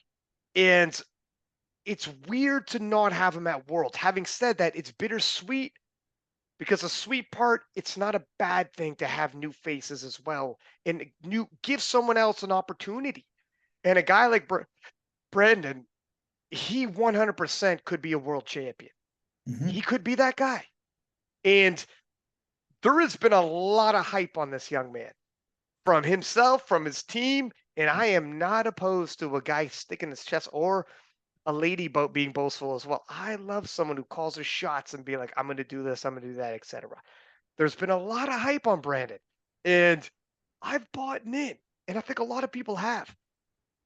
When he goes to Worlds, and Marcella said, if he's 100%, and we think he's going to be, he should be a fair lead ahead of the rest of the pack. The thing is, my God, did you see Gustav Hedlund had room? And he ain't flinching. You see Emil Krastev. That video of Krastev, that 906 he did when his boy is in his ear saying, somebody's got to be the greatest. Somebody's going to emerge as the greatest. And when it comes to a cluster of talent like we have in the 93s, somebody's going to get pushed forward as the greatest. And it's not always somebody from our side of the world. Let's see what happens. I'm crazy excited. I can't wait to see Worlds in the Battle of the 93s. As long, please, everybody be healthy. Please stay healthy. But we have enough 93s. It's like the 66s. Even if someone drops out, it's still stacked. I want all these guys to go. Which raises a question, like, if Petrie can't go, has Gavin excluded himself from that? I don't know. I don't know if you know, Matt. Maybe you have to look up on it. This is kind of off the top of my head, but yeah. So is Gavin excluded? The short answer to that is no. The longer answer is we would use his 93 kilo total from Sheffield. okay. Right? We can use that as part of our qualification system in terms of our alternates. We have not put out the alternate list. I am privy to that information. I am not going to share that or announce that at this time. Because we're still working our way through it and combing our way through it. But suffice it to say, look, we want all of our lifters to go. We've got a strong team of 16, and we wish health and strength and skill upon all 16 and prayers of blessing over them for them to stay healthy, because they all want to go. And we don't want to have to dip into the alternate pool. But no, this does not preclude Gavin from being considered as an alternate. But I'm not going to reveal where he ranks on that list quite yet. Gotcha. Yeah, and then obviously, without going into the list, then who knows? Maybe I spoke too soon about like guys like Kaiko and guys like maybe we got to wait till the alternate list to come out. And the thing with America, it's so stacked. Right. America is so stacked. You guys could field 2 teams. Right, and just remember this also. Delaney as well, actually. Yeah, of course, right. Delaney hit, the world record. So and the selection criteria was based upon the world records on January 1. So Delaney having hit 100%, he's just, let me say, he's high up on the list. So on paper, anytime someone drops out, the inclination is to, let's insert the person who's in that weight class right? So if let's just say hypothetically, to your point, Ryan, because you were saying if Petrie dropped out or Petrie got hurt or something, would on paper, sure, yeah, it makes sense. Hey, let's insert a 93, but our 93 may not be the highest on our alternates list. And so we go according to that because that's the criteria was set forth. That's the fairest way to go. That's what everybody agreed upon. And we're not going to we're not going to move the goalposts, before Worlds. So yeah, for sure. Yeah, no. Yep. Yeah, if it might be 282, 283s or two, whatever the hex. Exactly. Yeah, interesting. I mean, I don't foresee anybody, but you never freaking know, even around the world. I hope though, we just keep what we got right now because what we got, like I already said, I want to see what Brendan does. I want to see what Jonathan does. Jonathan's story. I want to see Wasker do his damn thing. I don't want none of these guys dropping out. So it's like, guys, stay and Russ, Perk, for God's sake, we've been waiting long enough. Ashton, Bob, if anybody pulls out, I'm going to be very upset. There's some guys that we've been waiting a long time to make their debut. But anyways, let's move it along to the 105s. Talking about Ashton. Ashton came in slightly under the weather, and nevertheless, 941 without having to take all of his attempts. Again, Marcellus on the podcast, it'll drop after this one, but he said Ashton wasn't 100% healthy. They wanted to see what they had on the day without re-aggravating. It was his back. So you could re-aggravate something. Sometimes you skate through. Jonathan Garcia, massive back issues. Got all 3 squats, got all 3 deadlifts. Everything's good. They kind of move forward like that with Ashton. If we can get a third out of you, cool. If we can't, let's back off. Let's call it when we see it. We're going to know when the weight's on your back. And as it were, after a second squat, decided to back it off and decided didn't need his final deadlift as well. However, still finished with the unofficial world record 941, which is a nice little tip of the hat / warning shot to Anatoly Novopasmani. I don't need to be 100%, and I'm unofficially breaking the world record. Now, I don't know where Anatoly's going to be at. Maybe Anatoly will be like, yeah, that's the old record, sir. I'm coming in with more myself. But I'm excited to see Ashton with USA across the chest finally at the World Championship. Michael Davis performed admirably. Unfortunately, gave away that his third squat, finished the squat, took a step back and it is what it is. And he gave it away. And that was harsh. That set him back too far back that he was going to be able to catch up. But Ashton, it would have took a huge ask for Ashton to actually fumble the bag for any of the 105s to take it from him, if we're completely honest. Matt, what's your impression of the 105s, Ashton, and Ashton moving forward to the World Championships? In a word, ecstatic. I love this guy. I love Ashton Ruska. I genuinely mean that from the bottom of my heart. I've been wanting this for him for a very long time. As you know, if you've been following his career, he's no stranger to competition. He has competed at an IPF World Championships before, but that was all the way back as a sub-junior in single ply equipment, and that was in Hungary in 2014. So it has been a minute since he has been back overseas, to compete at a world championship. So I'm just ecstatic for him. I was able to help, throw my hand in the pile and help him warm up and help, as I said, help Marcellus's guys, Team Craft in the back. And so got a bird's eye view there of what he's capable, what he's like on game day and his demeanor. And I'm just happy that he was able to get out of this competition and essentially remain unscathed. Right. And to your point, take what he needed to just lock up the national team slot. And now we can put in some training for Worlds. And, likewise, like we said in these other classes, I know that he fully has the utmost respect for Anatoly, and he's not taking him lightly. And, we're going to put our foot on the gas and do what we need to do at Worlds with the objective and, obviously be winning. And then the numbers game, comes after that. But I'm ecstatic for Ashton. I think, he did what we expected him to do. And I expect him to carry that forth going into Worlds. Adrienna, based on what you saw, you got to make a pick, Anatoly or Ashton at Worlds? I mean, it's got to be Ashton. I think he's the heavy favorite going in, just given that he only took 7 attempts, was a little beat up going in, and still totaled a chip over the world record held by Anatoly. But with Anatoly, it's always kind of a mystery. Like, you never know where he's going to be. He was injured at Euros coming into Sheffield. Like, no one kind of knew where he was at. And I think he loaded up a deadlift to beat the world record. He did. Yeah, he He did. came within one deadlift of breaking the world record. Even while being beat up from Euros. So, and he doesn't really post that much. Like, he's kind of a mystery man. So it's gonna be interesting to see where he is. But Ashton's got Matt by his side, and they've got some time. Albeit it's not that long. Like, I think we're like 12 weeks out or something. It's not that long to recover, but he's got time to recover.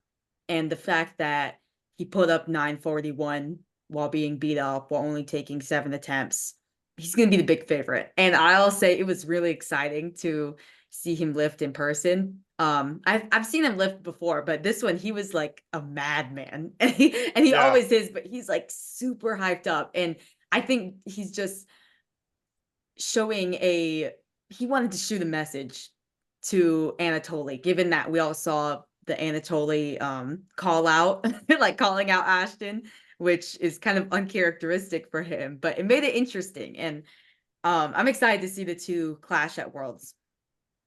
Yeah. It's going to be a battle. He's also a little light, Ashton. We'll see if he comes in a little heavier, but for him to do 941 injured and light, it's a very good indication. He's the strongest guy in the room. And if he's got Matt handling him, I mean, it's going to be very difficult for Anatoly to unseat him. But Anatoly, he's won time and time again. He's won best lifter at several world championships. He's nobody's fool. So, and I know Matt's not going to be sleeping on him. He's not exactly a guy that's going to fly under the radar. We all know who Anatoly is. So he's got his work cut out for him, though. But I want to see the battle. Let's take a look at the 120s here. And somewhat surprising, Bob Matthews weighing in at 106.25. That is the shortest of cuts to being a 105. He is literally just a 105 walking around. Did battle with Devin Williams. Had some, let's say, interesting attempt selection by Bob Matthews. He is a phenomenal talent. And I know they perform the way they train, right? And he likes big jumps. But he had a 20-kilo jump from his opening bench to his second attempt. And he had a 32 and a half or 33 and a half kilo jump from his opening deadlift to his second deadlift. It's a little bit dicey because his top end deadlift is 385. His second attempt was 378.5. That's within his wheelhouse, but it's close enough to the top end for your second attempt. And if you're doing over 30-kilo jump, if for some reason he had missed that, and it was close enough percentage-wise to his top end, that number that deadlift gave him, that 978.5, was estimated quite a bit more than we think, like quite a bit more than what Devin's ever posted. If he missed that, my goodness, the door would have wide swung open. When you take big jumps like that, and I know that's how he likes to operate, and maybe he operates like that because I only have so many big lifts in me. Not everybody's Penna. I got you. But on the world stage, it's going to get tough. Now, someone might say Devin is probably tougher than the other guys at the Worlds. Maybe. I'm not sure. You might be able to argue with that. But as he gets to more and more showdowns, he'll back himself into a corner where if you miss your second, you're literally cooked. Like you have to now have one on your opener, because and the drop between your second to your opener is drastic when it's 20 kilos for the bench press. But if this is how he trains and he knows he only has a couple top end lifts, Matt, I'll throw it to you. What do you do if a lifter, this is how they tell you, because Jen Thompson used to do this, if they're like, look, I only have 2 big lifts in me. You know, if you make me go, I don't know. You know where I'm going with this. You've been around the game long enough, and things change when you're heated showdowns. Yeah, let me just say this. Yeah, a lot of the lifters on Team Craft, as we've seen, right, as evidenced by Petrie, Ruska, and of course Bob Matthews. If you look at their attempts, they favor large jumps, and they favor this in many cases this high risk, high reward strategy. And it is not my goal to change these people. I don't want to change who they are. By the same token, Worlds is a completely different animal than PA Nats, than lifting at the Arnold, than any domestic meet that you could possibly encounter. It is going to move at a blistering pace. They've already set the schedule. We already know that there are going to be 8 lifter flights, and these spotting loading crews at Worlds, you know, are like a Formula One pit crew.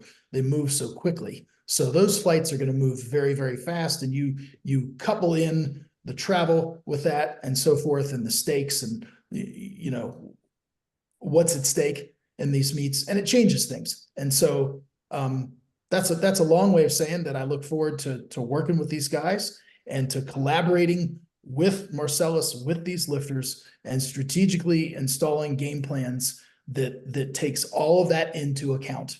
And so we have to be mindful of who we're competing against, our objectives, and all of those things get factored in.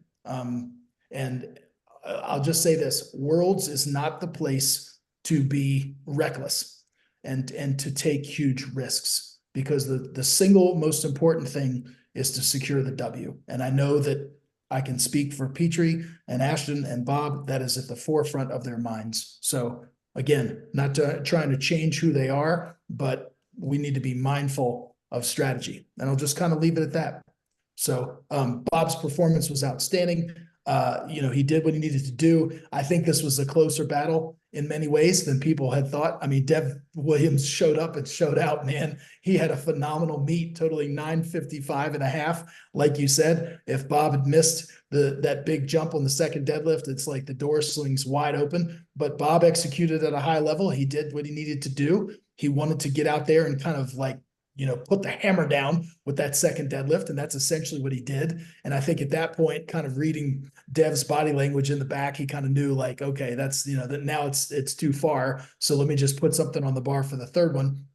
And yeah, but Dev had a great meet. And also I'd be remiss if I didn't mention, of course, I had the fortune of coaching Mike Touchier, and Mike had a great meet in terms of coming back. First time he's hit that 900 kilo total and that 900 kilo threshold since he's kind of come back after his injuries. And also just want to give a shout out to Reagan Henderson, man, who wound up beating Mike T on bodyweight, right? So I was, of course, in that battle, and Mike T took 365 kilos on his final deadlift, and Reagan Henderson kind of being this tweener, right? He weighed in at 112, so he's not, you know, 105, not a full 120. He's kind of this tweener.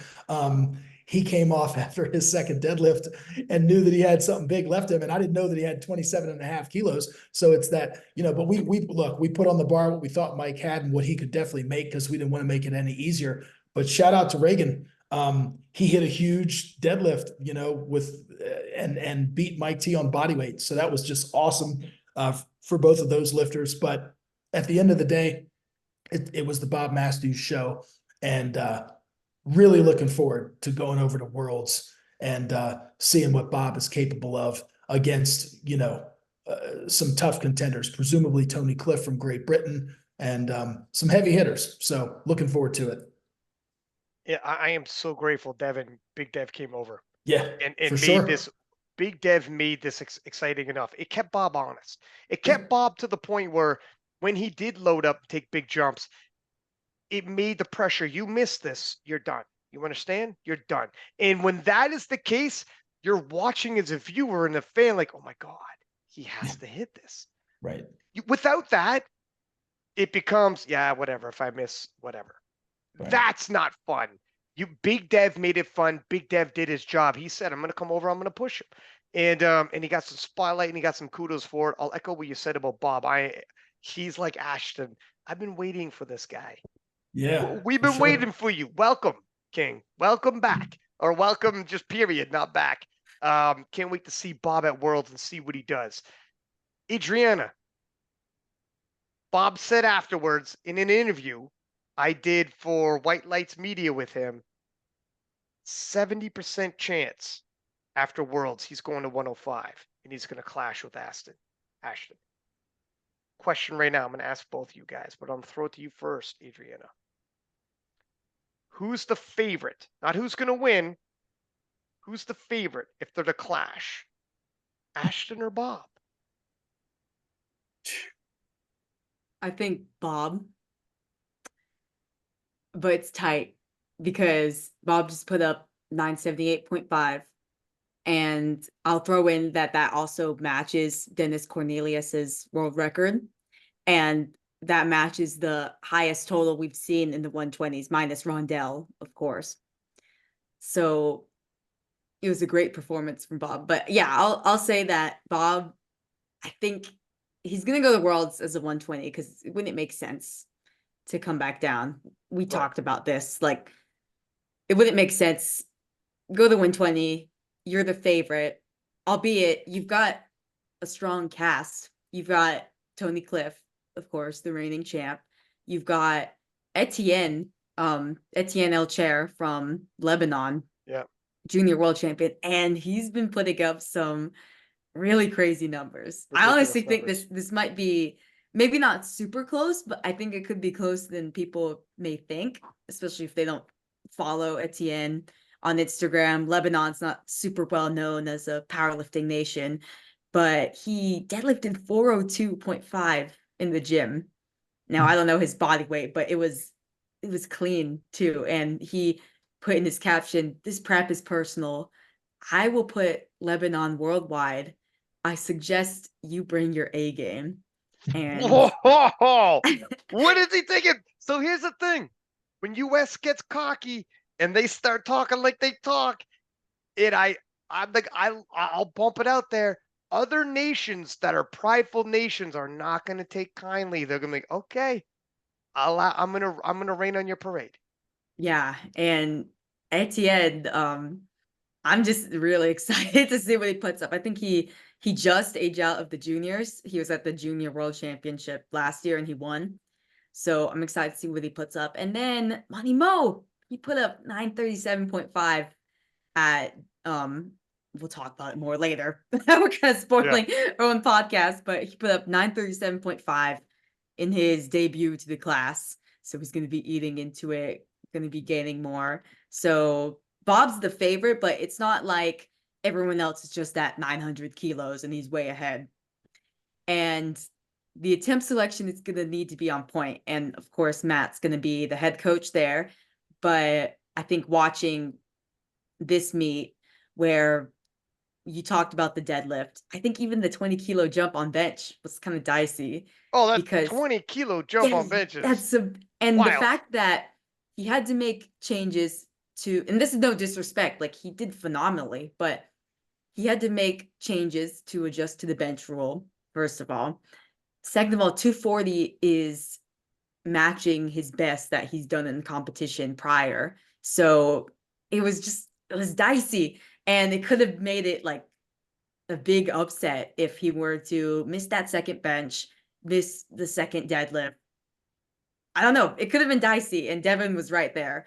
But yeah, Bob's going to come in as the favorite to win Worlds at 120, and we'll see how it goes. We'll see if he can bulk up more, but he did say 70% chance he cuts back down.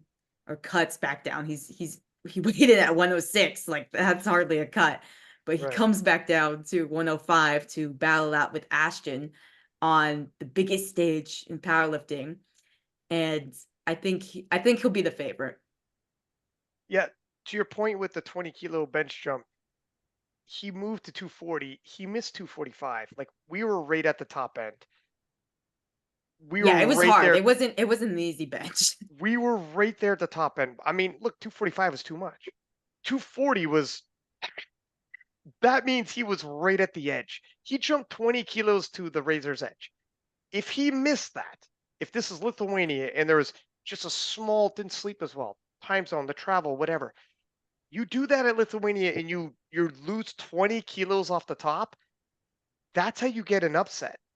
That's how someone else, ETN or whoever, is like, thank you. That's all I needed. Or Tony Cliff. And let me tell you something. Tony Cliff beats Bob Matthews. We're not going to hear the end of that one. Anytime. The first podcast I'm booking is Tony Cliff. You don't want to Bob. Well, you know what? Don't worry about it. Matt's not going to let anything crazy happen. But if you got to be careful, man. That's a sometimes it pays, sometimes that's not going to pay off. And Bob is a really special talent. Matt, what do you think here? Who would be the favorite if Bob Matthews and Ashton were to go head to head? I mean, I'll pick Ashton just to be a contrarian to Adrienna. Really for no other reason, because I'll just say this: Bob is ascending at such a rapid rate, and his, assuming all things are equal in terms of body weight, right? He goes to Worlds, he's going to compete as a 120, and if he has every intention or a 70% intention of cutting back down, it's not going to stifle his strength because he's right, he's right there now. And so these two guys are so close. I mean, now the margins are razor thin, right? If we just look at their PBs and we kind of match them up, it's like Bob is now gaining ground in the squat. I mean, he just squatted 360 kilos. So, I mean, Ashton, presumably would squat more, is capable of squatting more. Bob has got him in the bench, and then their deadlifts are close. So it's so hard to pick between the two in potential of what might happen, could happen hypothetically at Sheffield. I mean, that, again, comes down to attempt selection and gamesmanship, and would they carry the same coach? I mean, there's so many variables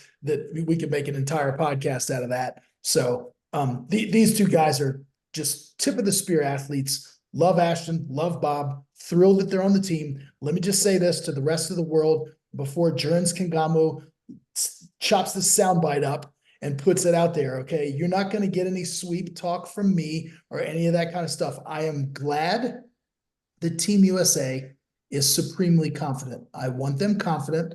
I want them to come in firing on all cylinders, but you are not going to hear that talk from the head coach. I respect every single country. I've been to too many of these. I've been involved in too many of these dust-ups, and I've been on the top end of some of these battles, and I've been on the losing end. And so I know what can happen at World Championships. It's different over there. And so let's not get ahead of ourselves. We fully respect all of the other lifters who are coming in from all of the other countries. We respect them. We know what they're capable of. We know we have our hands full. So I'm not going to sit here and you're going to get any of that clean sweep talk from me. Are there lifters who deserve to be the favorites who happen to be Americans? Of course, but I understand what can happen. And so you're not going to get any of that foolish braggadocious talk from your coach. That's not going to happen. How did you guys feel? I'm actually looking for the speech. Oh, here it is. Yeah, that was good. I'm going to share it right now. I'm going to share it right now. And this video blew up. Yep. It's got a lot of people. Look at this. This might have been what Etienne's talking about. I didn't hear what Jurn said, but I'm sure the Sabato boys are not taking it lightly either. I seen the title of one of their podcasts was GB isn't afraid of US. Yeah. And I didn't hear it yet because I'm doing 5 podcasts this weekend myself, but I'm sure there's some clapbacks coming. But let's let's play this clip so everybody knows. This is what our friend Jesus Oliveras, no less, said. The world who's going to be in this morning to know the United States of America is coming, and we're bringing heat because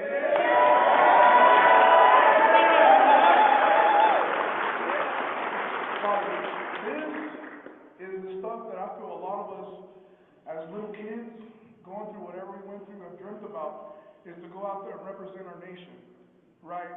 And it's like I'm still new to the sport. I've been competing for maybe 4 to 5 years, but I don't think there's ever been this kind of talent to share the same country and represent the United States of America. And I think that everybody's on the same page. We're going to just roll on all cylinders. We're going to go out there and put our best foot forward. And, you know, God willing, we'll get that sweet, baby. So, whoa, God willing, we get that sweep, baby. And all of a sudden, you see a bunch of sweeping emojis, you know, the dustpan emojis, all in the comments of it. And people are like, I don't know. It's got people riled up. I personally like it. I understand, Matt. If you, in sports in general, even in team sports, the coach tries not to because it applies pressure to the team. It's different when the coach does it. It's not a good idea, actually. Coaches don't talk big. Players say what they want, but the coach needs to not. It's not it. So I think you're doing the right thing. But people are talking about Jesus like he's the unofficial team captain now because he grabbed the mic at that opportune time and said, "We're going for the sweep, baby." And of all people, it's the strongest man in the world saying it. So when you got the Hulk on your team, throw him the mic and tell him to talk a little bit. You know what I mean? I wasn't mad at that. Speaking of the 120 pluses, Ray comes back and starts. I mean, he's not 100% back to old form, but this is the best Ray we've seen in a long time, Matt. Maybe you could speak to this one. Yeah, Ray had a fantastic meet. I mean, this was the first time that we've been able to put together a training period where he hasn't had to deal with any, let me say, significant setbacks or significant injuries. So this was the healthiest that we've seen him in quite some time. And I think that was reflected in his total.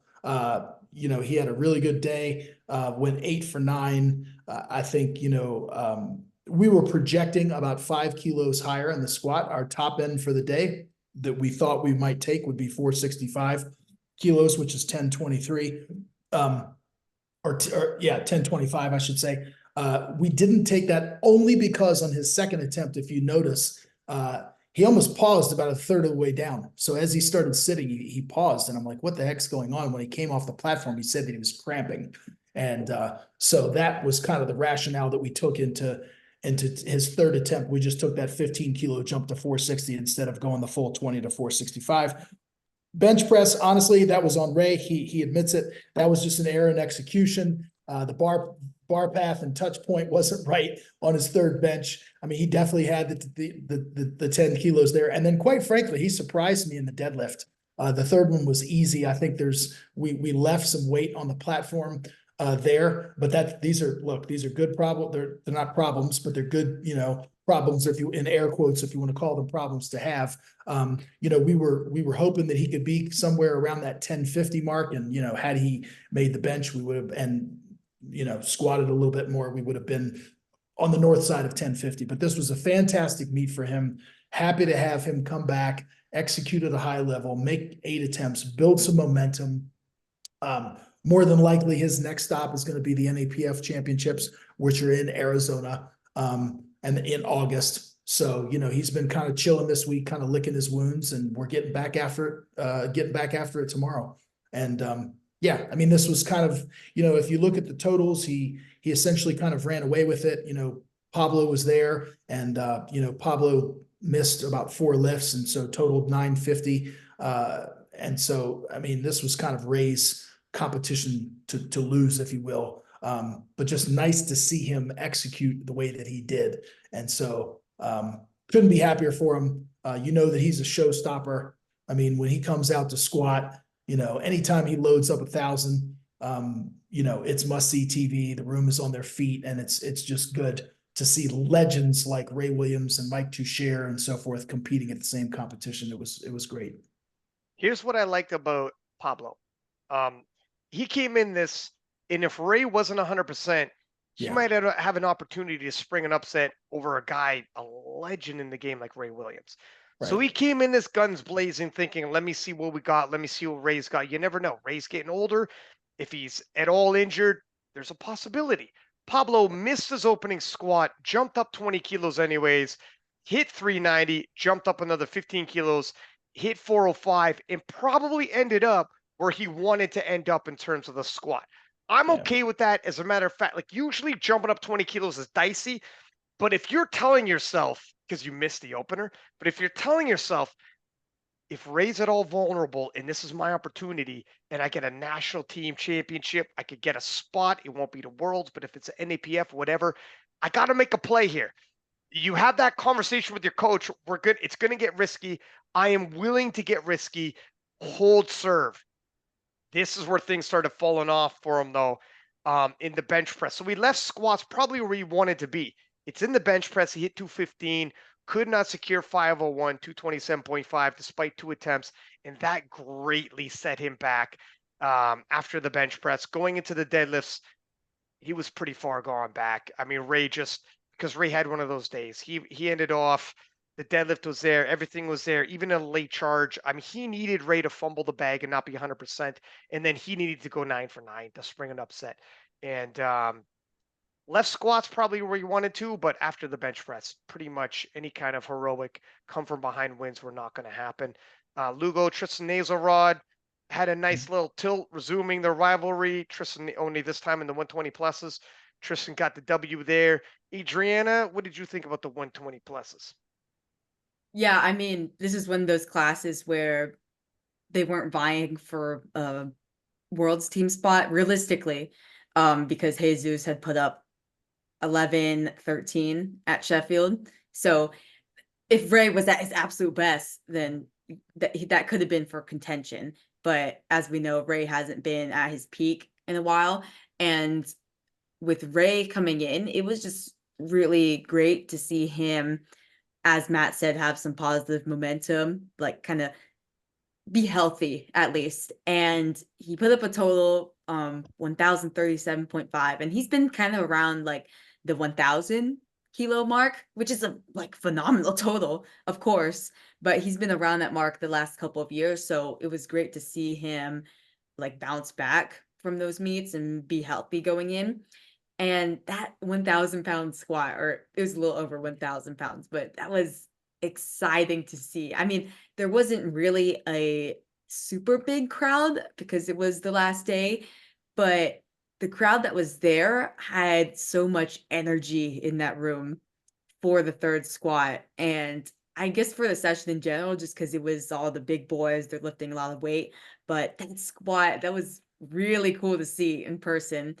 And I'll just add in that Pablo, he still had a big 25 kilo PR in the total, even though he didn't have the best day. Like specifically in the bench, he took kind of a big jump. It's kind of the same story as Jesus, honestly, like at Sheffield. He took the big jump and it just didn't work out for him. But he's still young. I think he just aged out of juniors either last year or the year before. And he's being coached by his brother. So I'm just excited for the day in, I don't know, 2 years or so where we could have a big showdown between the two. Now, Pablo has a lot of room. There's still a gap between them, but Pablo's young. He's coming up. And if we could have a clash of the super heavyweight brothers, like the strongest in the world, strongest brothers in the world, that would be really cool. With them, probably what might end up happening is one gets to go to Worlds, one goes to North Americans, one gets to. There's enough options now where they can both be on Team USA, attack different, whether it's a Worlds teams, North American teams, one's going to SPD rally, and there's other SPD events they can go to. There's enough. There's enough now for both of them to divide and conquer. And they might not even, I'm sure Jesus would love to see his little brother winning the US title. If Jesus doesn't do the US Nationals anytime soon and he keeps doing the Sheffield events. So there's enough events that they might not even need to clash. Right now, Jesus has got a mad spread, if we're honest. But I mean, there's other people in the world that Pablo can tackle, like Timur from Georgia. There's other super heavyweights emerging that Pablo can clash with. That Jesus is just too far ahead. But Pablo could be there. And then there's Big Ray. And Pablo's probably not. Pablo's went probably back to the hotel room thinking, I'm not done with Ray yet. Ray's bid. Ray just won't go away though. If you're a Ray fan, and most of us are, you're like, okay, man, Ray's coming back here. Let Ray go 9 for 9. Where's his total at? And does he have room here? Like Matt said, he probably did have a little bit of room on that deadlift. I do like also that when Ray came out. I can't remember if it was just for when Ray came out, but Travis Ortmeyer, the strongman, who's like a professional strongman, like a legend in the strongman game. They brought him out for North Americans for the big boys, and they brought him out here. Who's bringing him out? What is going? Because he's popping up. Are they flying him out specific? Is he part of that team of spotters loaders? Because they're only bringing him out for the big boys. Yeah, I'm not sure, but it gives us, you know, confidence and reassurance that if stuff goes sideways, we I have personally somebody. thanked him. Yeah, somebody who's capable, right? I personally shook his hand and said, "We're all happy you're here, dude." Like he's a massive man. And if someone's going to tumble, you want that guy behind you. Yeah, it's huge. When you have 1,000 pounds on another man's back. And a lot of these guys are lifting some super heavy weights. Okay, shall we move on into the women's? Who won best lifter? Austin Perkins. Okay, that's what I thought. I didn't double check it though. I was assuming it's going to be Austin Perkins. All right, thank you. Any other notes before we move to the women's, by the way? I was just going to say one final thing, which is just kind of funny for the coaches listening. Naturally, whenever I'm going into a battle and I do an inventory of my lifter, and what I mean is when they release the numbers on lifting cast, or in case of when I'm at a world championships on good lift and the openers come up, naturally I'm looking at the body weights and the lot numbers and all that stuff. Never in a million years did I ever think that Ray Williams would have the body weight advantage. So I was looking against Pablo, and we had body weight on Pablo because that was our next closest competitor. And I need to do, and of course, look, I didn't underestimate Pablo. We knew that he was there. We knew that, you know, he could look, if we fumble the ball, so to speak, we could make mistakes, but it was just so funny to look up at the board and see that and say, man, we have the body weight advantage. You're like, this, we don't have this very often. Yeah, we don't have this very often. So just kind of a fun fact there. So. All right, moving into the women's, we'll start off on the 47 kilo class. Obviously, Heather Connor pulled out, and Jessica Espinal, despite not having opposition pushing her, 9 for 9, 422 kilos. That's a very nice total to be having in the 47 kilo class. Only Turbo Tiff rests above her. She's got 12 weeks to try to cover that gap. Turbo Tiff is in the 430s after Sheffield. What are you thinking here, Matt? Jessica, obviously coached by the strength guys. You were very close to the strength guys. Yep. Proficient, 9 for 9, PR total into the 420s, within striking distance of Turbo Tiff for sure. Turbo Tiff's going to be the favorite. I mean, she's a multiple-time world champion. She's the strongest 47 that ever lived. Right. However, Jessica is close enough, and Turbo Tiff misses. Jessica goes 9 for 9. Turbo Tiff does not always go 9 for 9. Is Jessica close enough to spring that upset for Team USA? Yeah, look, yes, I think she is. I'm not going to sit here and guarantee it. Just like I said before, you're not going to get that kind of talk out of me. But Susie and I were privy to coaching Jess Espinal at this competition. Naturally, as you said, we're very tight with the strength guys and Jason Tremblay. Jessica had a phenomenal meet, you know, and look, her top end, I'm not going to tell everything, but her top end numbers we were projecting if we had to get into a dogfight with Heather Connor, and of course Heather didn't make it. You know, we were looking at probably a 427-ish, 427 and a half, 428 total with chips and so forth.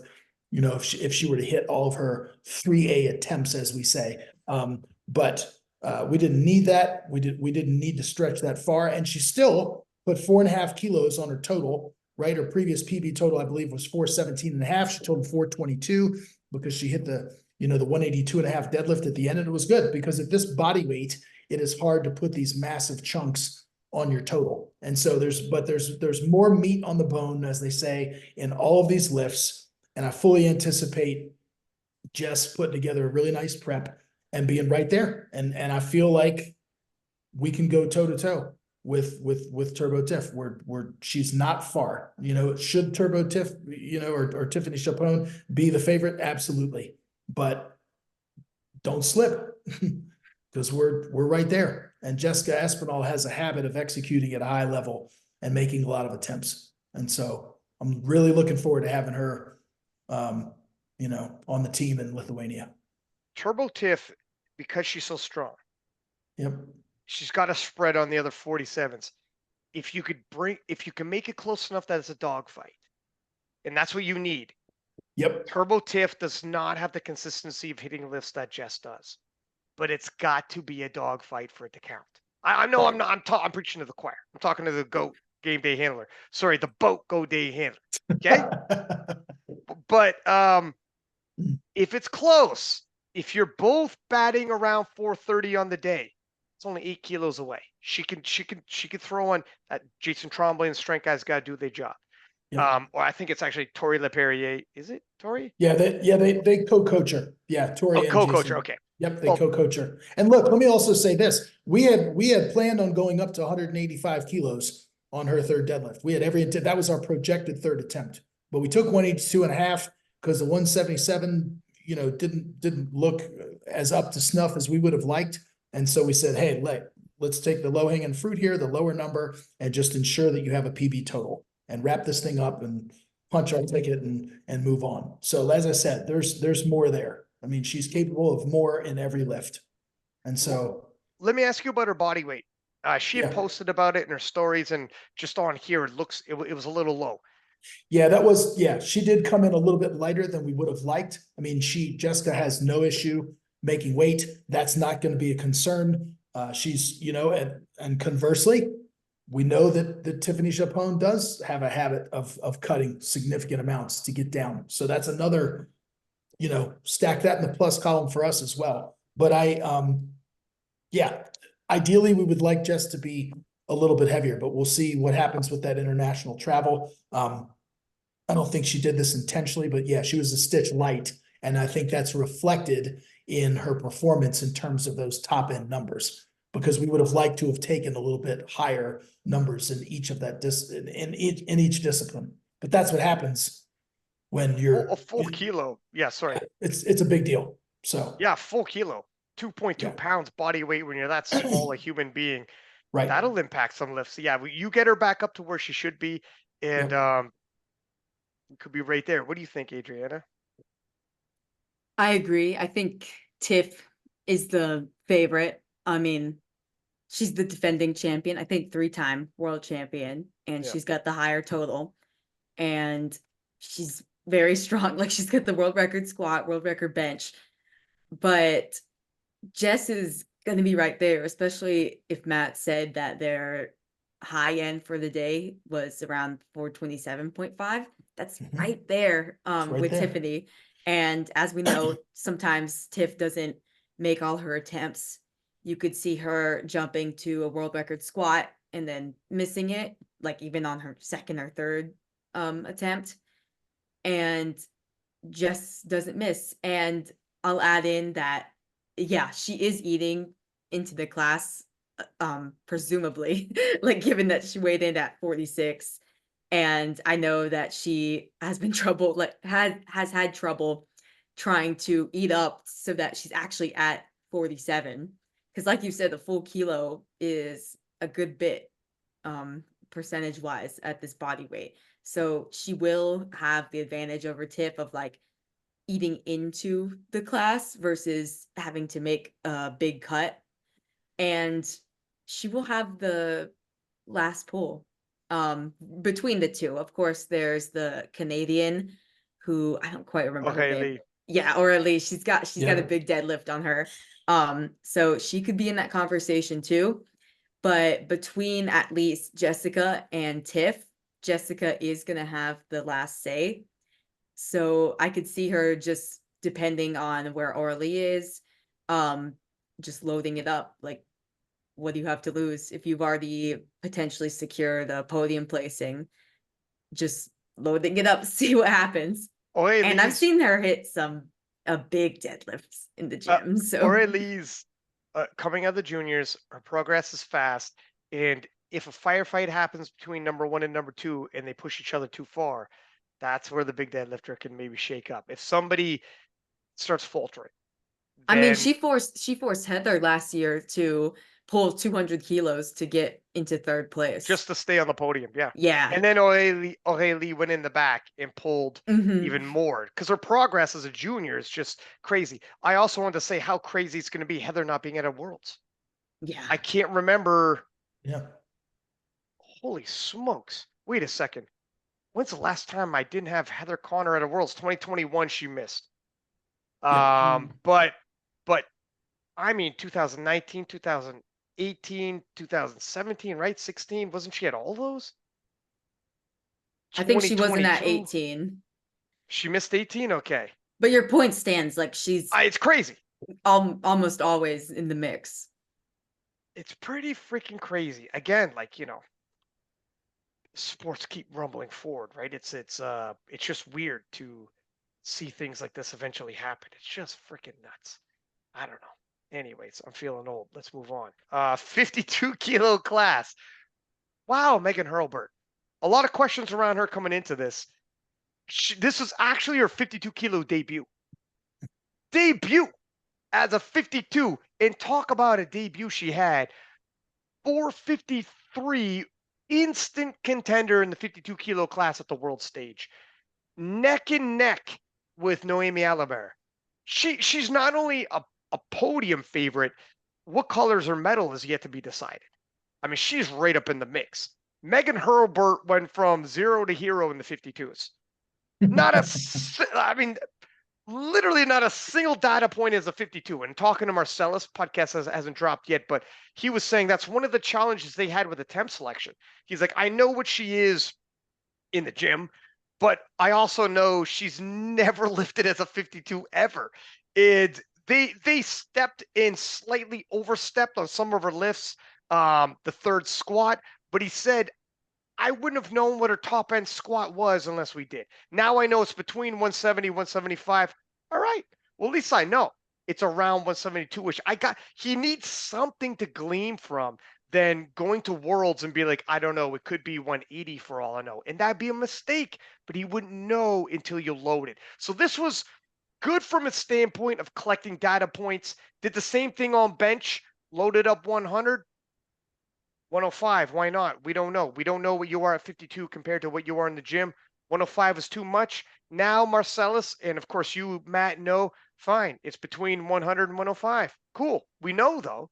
At least we know we have data points on this young lady. And then the deadlifts went 3 for 3, cruised to a mass of 453.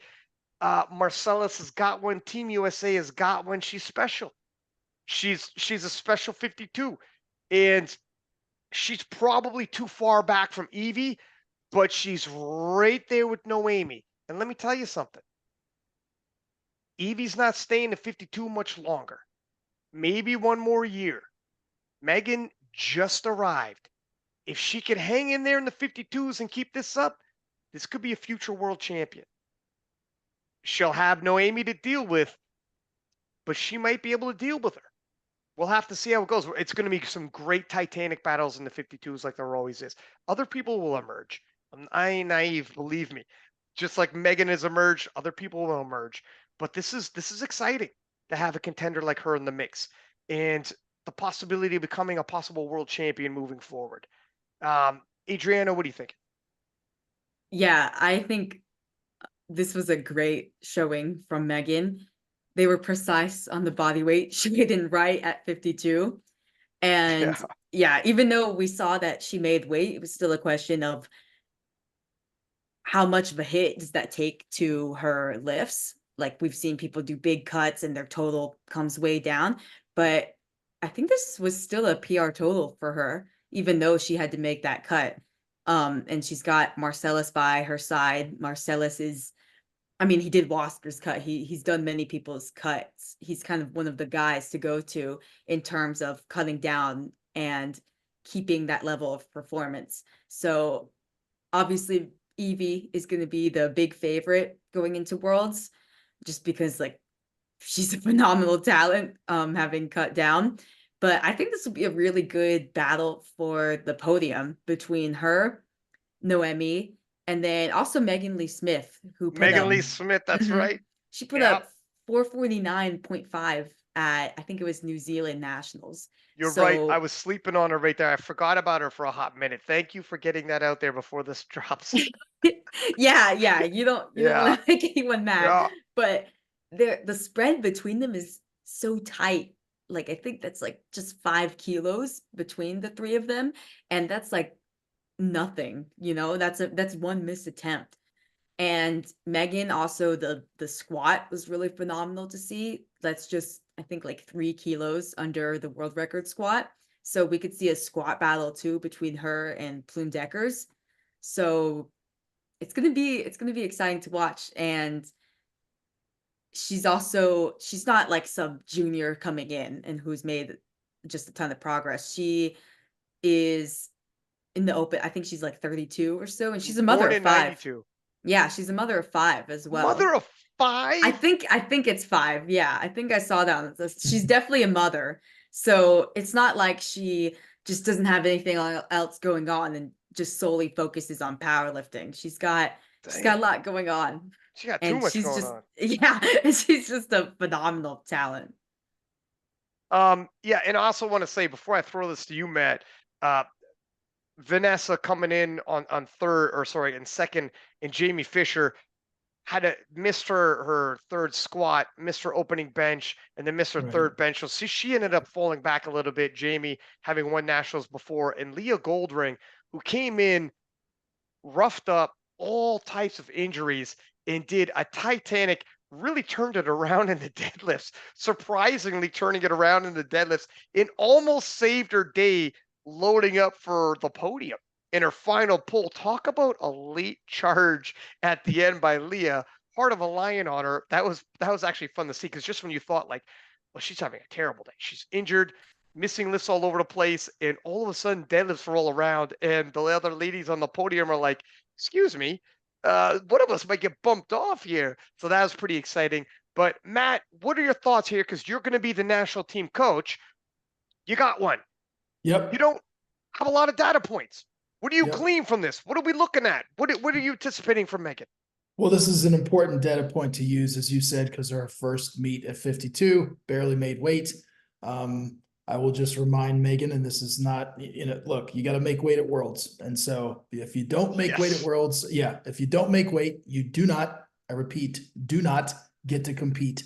So I'm sure that she and Marcellus will have that in check, and they will have a plan in place, and she will be good to go. And I'm not going to worry about things that I cannot control. What we can control is, our strategy going over there. And hey, I'm looking forward to taking the lady with the third biggest total of all time in the 52s. I mean, who would I rather take, right? Not bad. And we're only behind Noemi by 1 kilo there. So yeah, I mean, Megan's got some squat prowess on her. And as Adrienna alluded to, there'd be a significant squat battle there with probably chips in play with Noemi and Plume Deckers. So that comes down to lot number and all that sort of thing.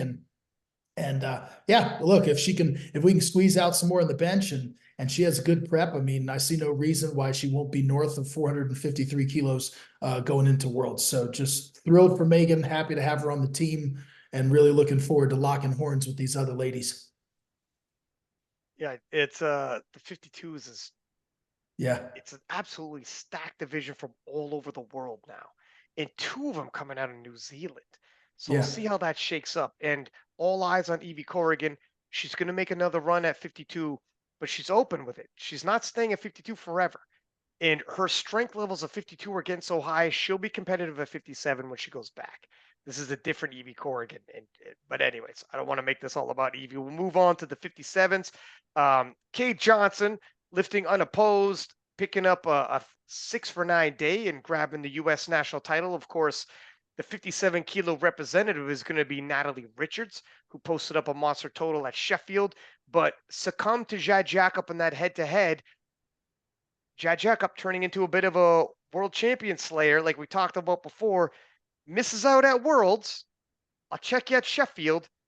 Did it to Joy Namani, did it to Natalie Richards, despite Natalie being the world's best lifter in the 2023 Worlds. Now we're going to go one more time at the World Championship. Jad Jacob, can she pull it off and become an actual open world champion. We know she can't. She's got the talent. We know she's got the strength, and she's even got the W's over reigning world champions. It's going to be. I'm not asking you guys directly. It's a rhetorical question because I know who you guys are picking, but I can't wait to see it. I won't turn this into a Worlds preview show, but that's the deal with the 57s. Moving into the 63s, and Megan Scanlon, mother, in her 30s, wily veteran, 9-for-9 day, racking up the U.S. title, and a 5:43, which is a monster title or monster total, sorry, in the 63 kilo class at a pivotal time in which Leah Bavois has announced she's not returning to the 63s. Carola Gara has announced she's not returning to the 63s, and the pathway is set for Megan Scanlon now. 5:43, she could take it right to the World Championship.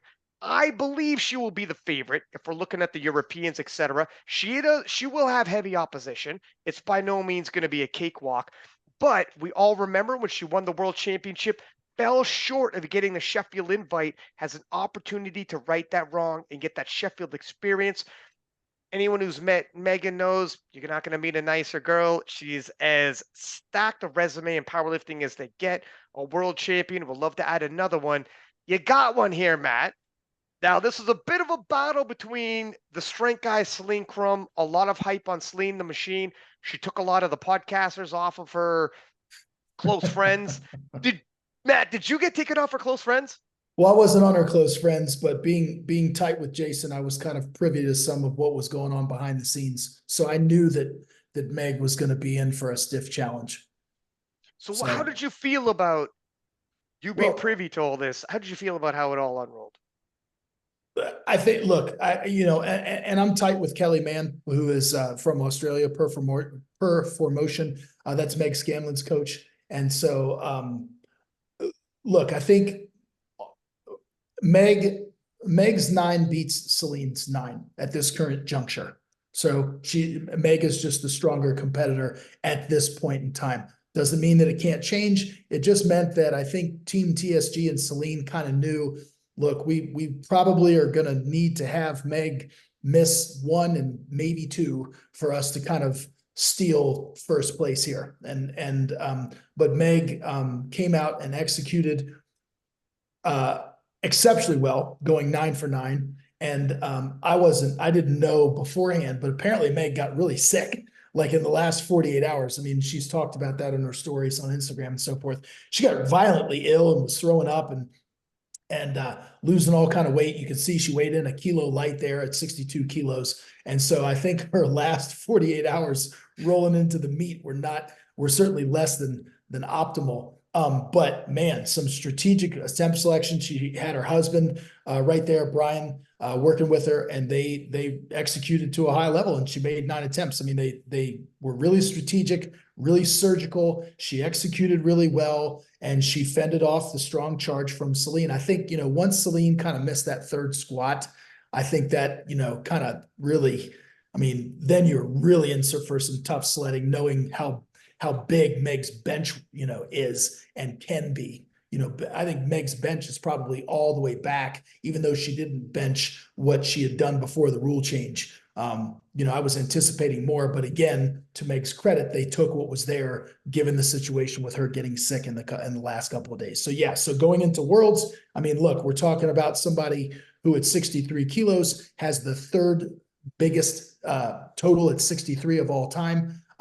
Knowing that Carola and Leah have moved up to 69 kilos, Meg on paper is going to be the favorite. I mean, obviously there's Chiara Bernardi or Sarah Naldi if she comes, and we're not sleeping on anybody else. Join Amani, of course, so this is going to be fun. Again, don't want to turn it into a Worlds preview show, but yeah, just really excited for Meg. And also, look, excited to see the progress that Celine has made. I mean, she has made some tremendous progress. And I know that she and Jason and TSG are going to get back into the lab and get after it. And she's going to continue to push, because I know that her goal is to make it to Worlds and be a world champion as well. So, yeah, this was a fun matchup to watch, but Meg was just a stronger lifter on the day. if she had picked up those lifts she missed, Celine Yeah. would have been tight. Would have been Right. super tight. But Yep. not on the day. Adriana, what are your thoughts on it? Yeah, I mean, Megan did phenomenally. Given that she had gotten sick, I was like, is that my fault? I maybe I spoke that into existence.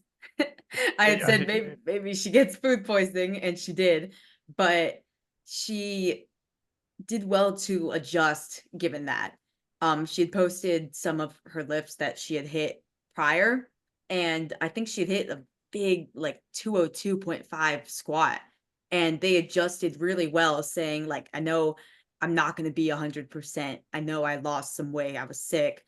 And they went 9 for 9. And that's what you do. Like some people, they come in and they think I'm going to hit all the numbers I hit in the gym and boom, this is going to give me this total. But that's not how it goes on game day. You adjust, and they adjusted beautifully. And I mean, Celine, like, she made a ton of progress, and she made it interesting to the point where Megan wasn't just going to come in and be the runaway favorite. So I like that she made it interesting. And they both they both are super fiery competitors. Like they're dogs. You know what I mean? And Celine had made a post saying, consider this day one of 365. So her goals are not going to change. She's still trying to make it to the Worlds team. So we could see potentially a rematch between the two next year, or potentially Megan. We'll get into this later, but she's the favorite going into Worlds. The Sheffield qualifying total, I think it's like 530 or so. So I imagine she could hit over that. But she's got some contenders. She could go to Sheffield, and then she might be in a situation where she might have to come to PA Nats to battle out with Celine, or she might just leave her total, say, hey, if Celine can beat that, then she gets the spot.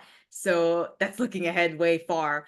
But it was a phenomenal performance on the day, especially when we find out the background information that she'd gotten sick and really had to adjust the game plan. Here's something that also take into account. Celine is 10 years younger than Meg. She's going to have her day.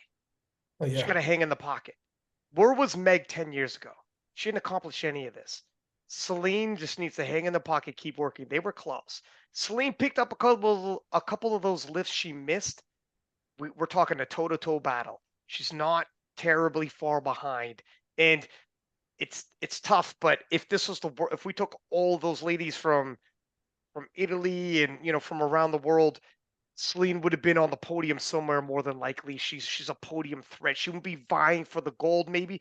And how good would she feel leaving on the podium at Worlds? Well, she has the talent and the ability to. She's got to find her pathway. Hang in the pocket. Your time's gonna come. It's all gonna come to fruition, but it's gut check time. And also, welcome back, Brittany Suplicki, I who was went just gonna say 9 for that. Yep. 9, 470, came back from injuries, has won titles and battles in the past as well.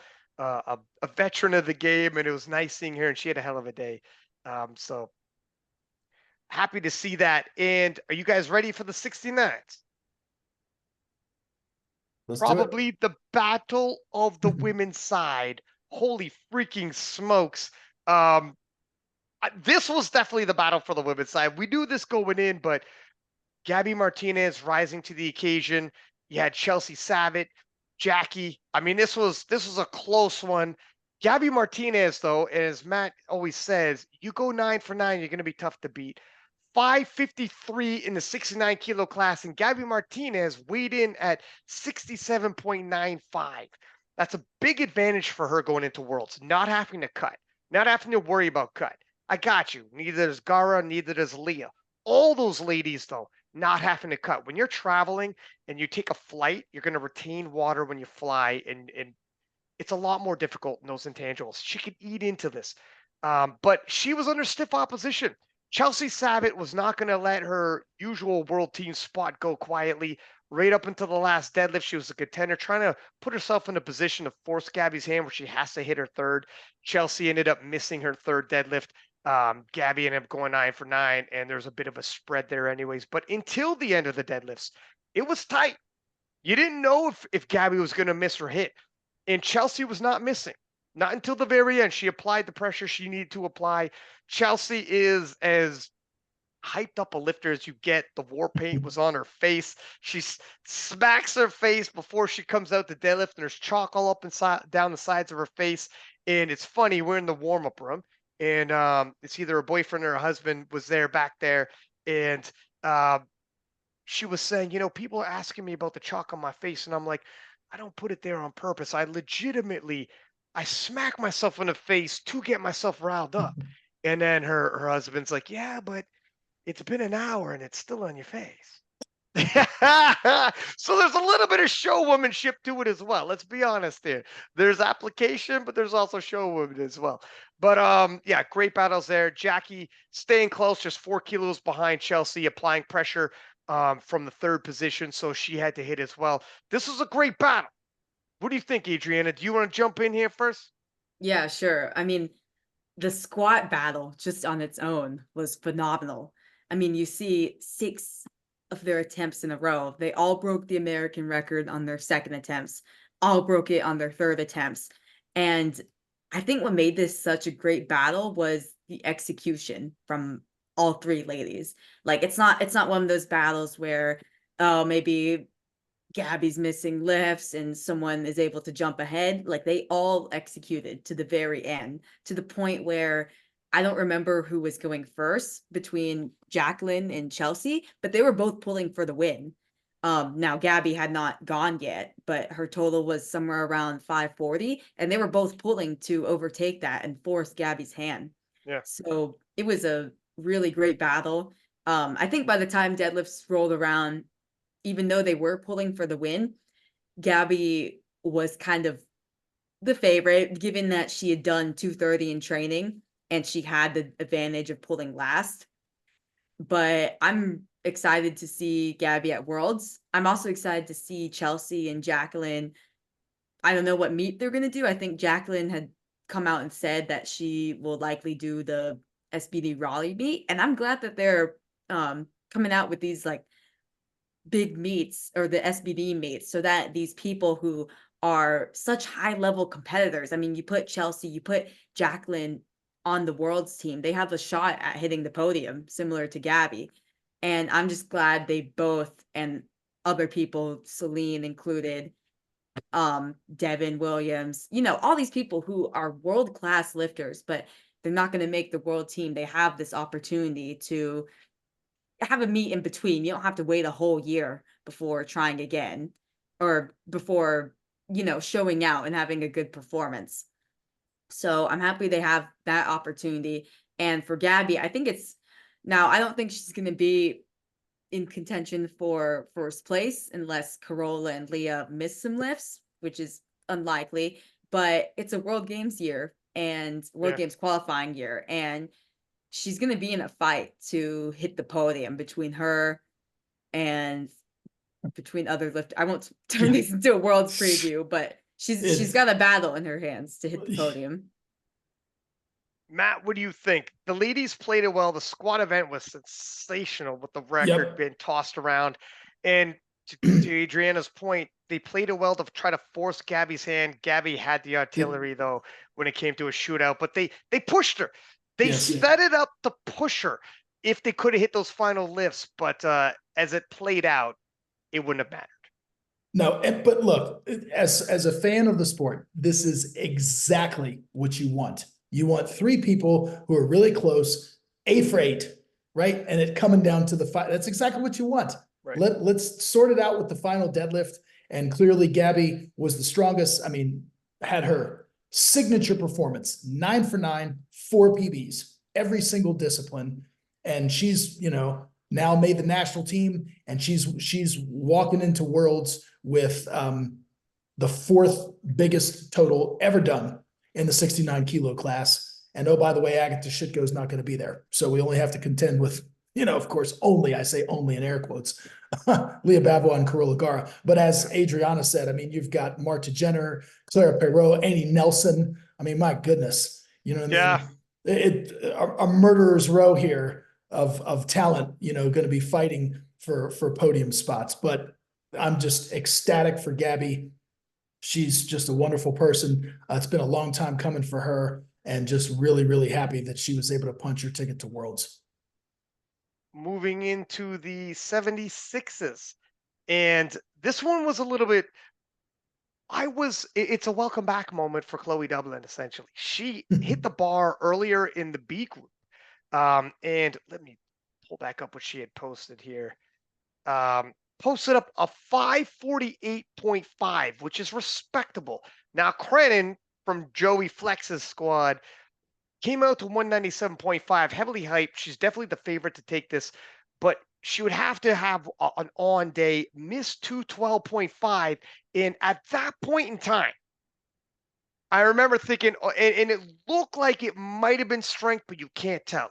Rocked back on her heels on that second squat and dumped it. She had to get caught. She had to get grabbed there. And I mean, if you miss a lift on depth or a command or something like that, that's one thing. But at a day when Chloe Dublin posted up what she did, and so there's a little bit of pressure there. And on a day that you had Dana also in the hunt as well with a monster deadlift, so there's pressure there. Ended up not working out that way. We'll get into that in a second. But there was possible pressure from different points. And I asked Crennan back in the warm-up room, how are you feeling? And she was very honest and forthright and said, I am nervous. Her hype coming into this event, massive influencer in the fitness influencing space, not necessarily powerlifting, massive influencer, brought a lot of attention and eyeballs, tons of hype on her. Coming from the Joey Flex squad, the Flex crew, which is heavily hyped, tons of world champions, Sheffield alumni. So there's so much pressure on this young lady who hasn't been tested in a sporting sense yet like this. Not like this. Not with the world championships hanging in the balance, world games after that, Sheffield after that. So much on this one performance. And here she is in the warm-up room being attacked by multiple angles here. And she was honest. She's like, I'm going to be honest. I'm nervous. I'm feeling a little bit nervous. And she's like, if I get the Worlds, who do I got?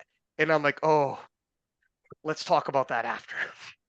Because don't look up. I get the shit go right now. Don't look up Carlina right now. Don't worry about that. You don't need to. I was like, she's like, you're right. So you can tell her mind's all over the place. When you have this kind of hype on you, you almost feel like I have to make it to Worlds. I have to do this. I have to do that. So when I asked her afterwards, what happened with that second squat? She's, nerves got me. Lose a little concentration. It happens. Rock back on her heels. Couldn't recover form. And she missed it. Comes back like a champ, though. And this is where, if you're nervous and something like that happens, it can completely go off the rails there. And you can never fully recover. Because your worst fear on your second attempt, you start missing. If she kept that going, she was never going to recover, never going to make Team USA. Now she's checked. And you want to get chin checked now before you get to the World Championships. And you have monsters like Jessica Bittner, Agatha Shitko, and Carlina, who are all world champions. All of them are world champions. They're not afraid of nothing. They've paid these dues years ago. And Crennan, somewhat, if you will, learning on the job. Well, this was perfect trial by fire for her. It's a good thing that it all played out the way it did. Now she can glean some confidence from this. Comes back in her third attempt, hits 212.5. Like, why did I ever miss it? It looked like an appropriate second attempt from her after that. And going into the bench press, Joey Flex and the team knew she's a little rattled. We regained form. There's no need to keep going for PRs. Pulled it back a little bit. I think she matched her PR in the bench press. Went 3 for 3. Now Dana's missing. Now we're loading. We're closing in on Chloe Dublin's total, and they somewhat cruise controlled it into the deadlifts. She ended up finishing off. I think this is a total PR for her, anyways. 560. Hit that 237.5. She never missed another lift after that shaky second squat. After she righted the ship, and all systems a go. 560 ain't half bad. As of right now, not likely to podium with 560, but let's see what happens by the time World Championships rolls around. She can grow off it. Let's see what happens when they do unload on squats and she hits her first and second and they could load up her third. Let's see what happens when she's not as rattled and Joey Flex and Matt Gary are like, we can push the bench. We don't have to do what she did a year ago. She hadn't competed in a while, and they did the same numbers she did a little ways back because she's a little nervous, and you adjust to your lifter on the day. Let's just get the win. Like Matt says, it's not, you don't have to hit PRs all the time. Let's match a PR. At Worlds, she's going to have to PR if she wants to hit the podium. She's going to have to unload the clip, so to speak. Matt, you're going to be working with Joey, but this is going to be your athlete at Worlds. I already said a murderer's row in the 76s. Yeah. What do you think here? I mean, she has tons of potential. She's a potential at the podium, but she'll be an underdog to even podium. Hey, she earned her. I'm excited to have her on the team. As you said, she baptized by fire here, and credit to her for missing on the second squat and then righting the ship and not missing after that. And that's good coaching and that's good execution on her behalf. And she was able to, as you said, Ryan, she was kind of fending off the opposition, padding the total, kind of knew the number. Chloe Dublin set the pace there in the morning session with a good meet. And for those who don't know, Chloe is married to Shane Nutt, and Shane is Alexis Jones is her coach. So that kind of completes that trio, if you will. Yeah, and Chloe's no stranger to competition like this, and I expected that. It was unfortunate that Chloe didn't make the A group, but it is what it is, and so she just had. How fun would that have been? That would have been great, right? So, but Cranon came back after the squat and had a good day, and I know that there is more in the tank in every discipline, and so this was about her learning, about gaining some more experience, and then using this as a springboard to kind of catapult her progress into Worlds. And so I fully anticipate that she and Joey will be able to put more kilos on her total at Worlds, and then we'll see what we got. And we know what we're up against, but we're coming too. So I've got faith in her, and I've got faith in their ability to prepare. And I'm looking forward to seeing her, putting together her best package when it matters most. And yeah, so excited that Cranon's on the team. I think Cranon's got, and she wasn't fully committed to the powerlifting in terms of the training. Like she was training, obviously, but this is going to be another level for her, I'm told, in terms of going into the World Championships, because she is traveling all over the place in terms of her job. And now she's going to be going 100% in. If she could bring her total up into the 570s, maybe even 580, 100%, she can end up on that podium. And if she ends up on that podium, I mean, she's got a bright future. This is year one for her doing, from the nationals to Worlds route. She's got a lot of ground she could easily cover. And she's got Joey Flex. She's got you. She's surrounded by the right people. So I'm excited, and I hope she does well.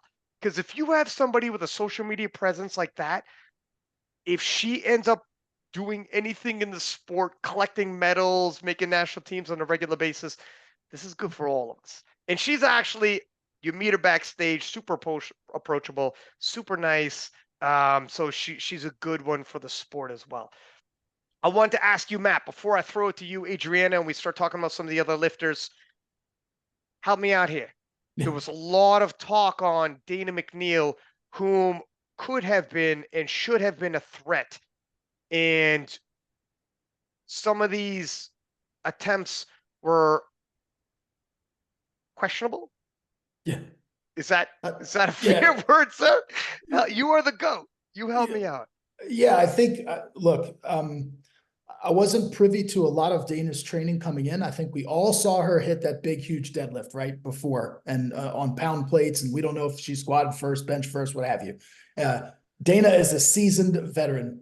She lives in Japan. She travels the world. She's in the military. She's been to Worlds before. She's done the dance with some heavy hitters. And so she's no stranger to fierce competition. There was just, in my eyes, some very questionable attempt selection. She jumped 7.5 kilos from the first to the second one, and then 15 to the third. And so typically, the progressions are either get smaller as you work your way up, or they're equal. So if you take a 7 presumably your biggest attempt that you would take from second to third would then be followed by another 7.5 kilo progression. And when I saw her second one at 195, that's exactly what I was thinking. I was thinking, go to 202.5, because I believe her PB in the squat, or that would match her PB. So I'm thinking, hey, match a PB there, so that was kind of, so when 210 went up on the board, I was just shocked, quite frankly. And then the same thing happened in the bench press. And so, and when you miss a third squat on strength, you have to understand that that's going to fry your back.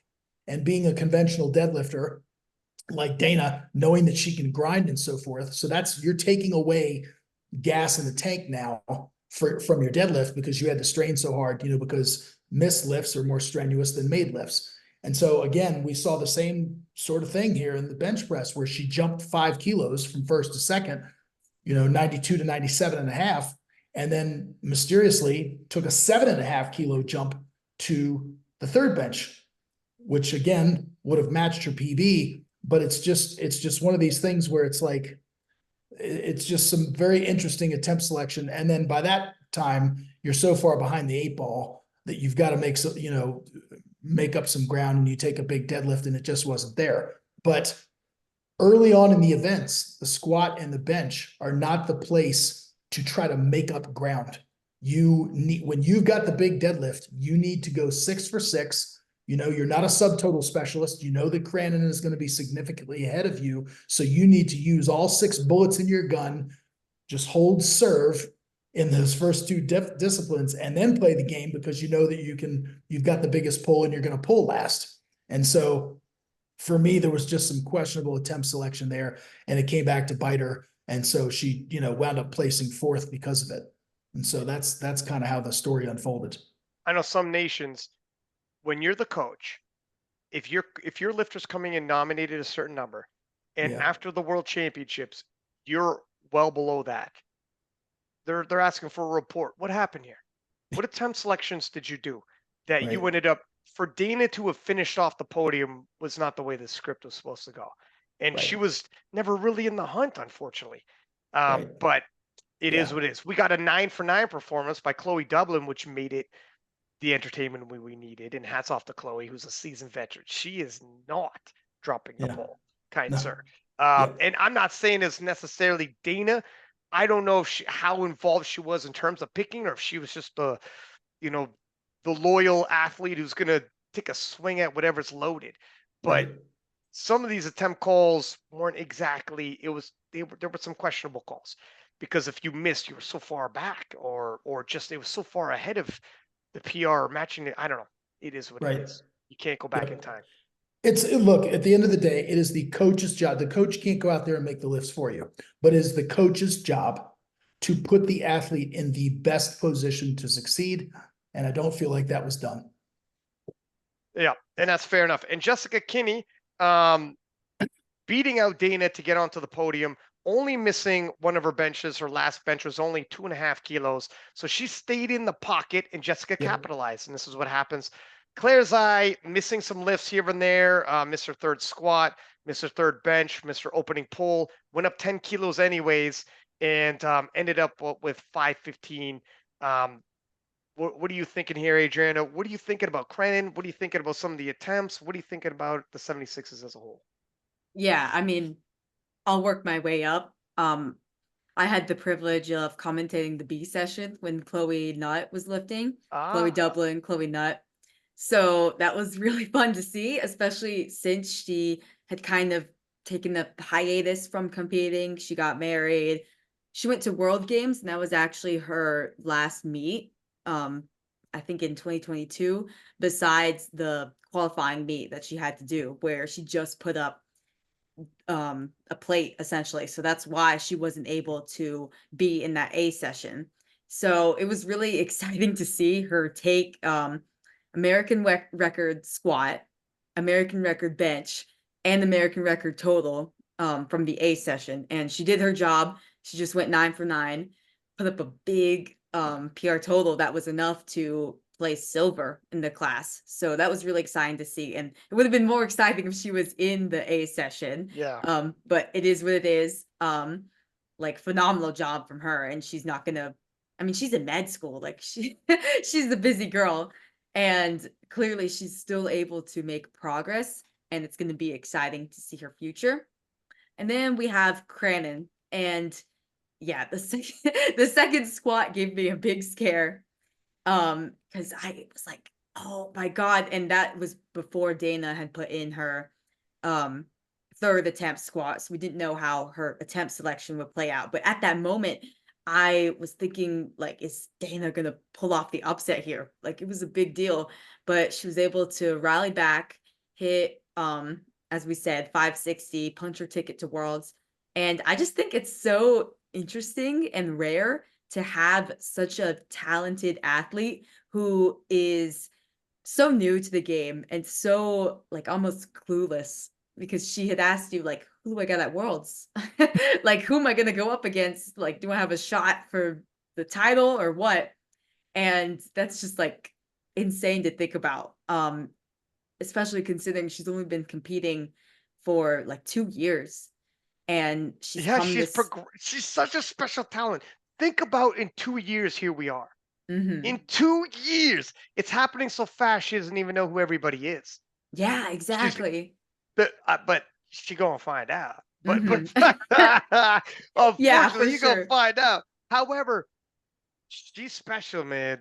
In 2 years for her to be where she's at, and we're talking 2 years, she's lifted, she's committed, but she's not like Agatha Shiko was doing 6 SBD days a week.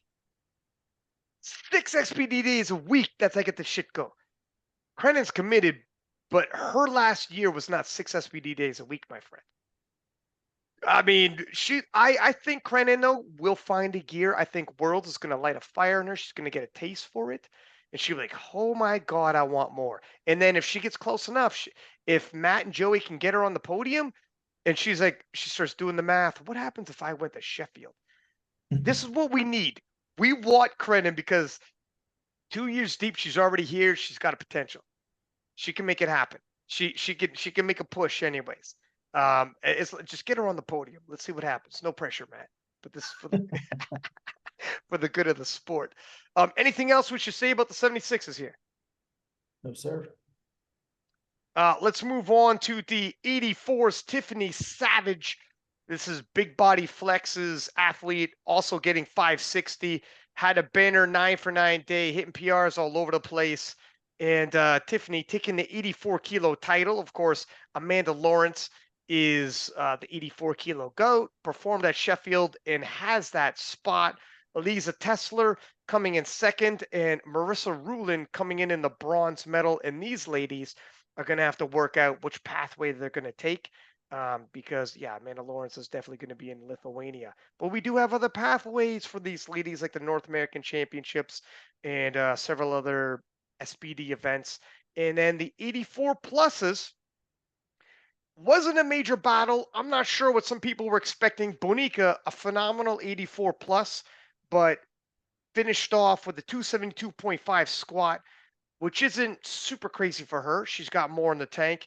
Left with a 660 total. Again, she probably would have more in the tank. And Alexis Jones also 9-for-9 performance. And until the final deadlift, somewhat in cruise control. She has more in the squat. She has more in the bench press. Those are big squats and bench presses. But her top end, she's finished with 698.5. She has done already 721. And I think by now her strength is probably past 721. Alexis Jones is a monster. She could cruise to an American title, and she did. I am very excited to see her and Brittany Schlater go toe to toe at Worlds, because Brittany Schlater's also up into the 700s now as well. What are you thinking here, Matt? You got Alexis. She's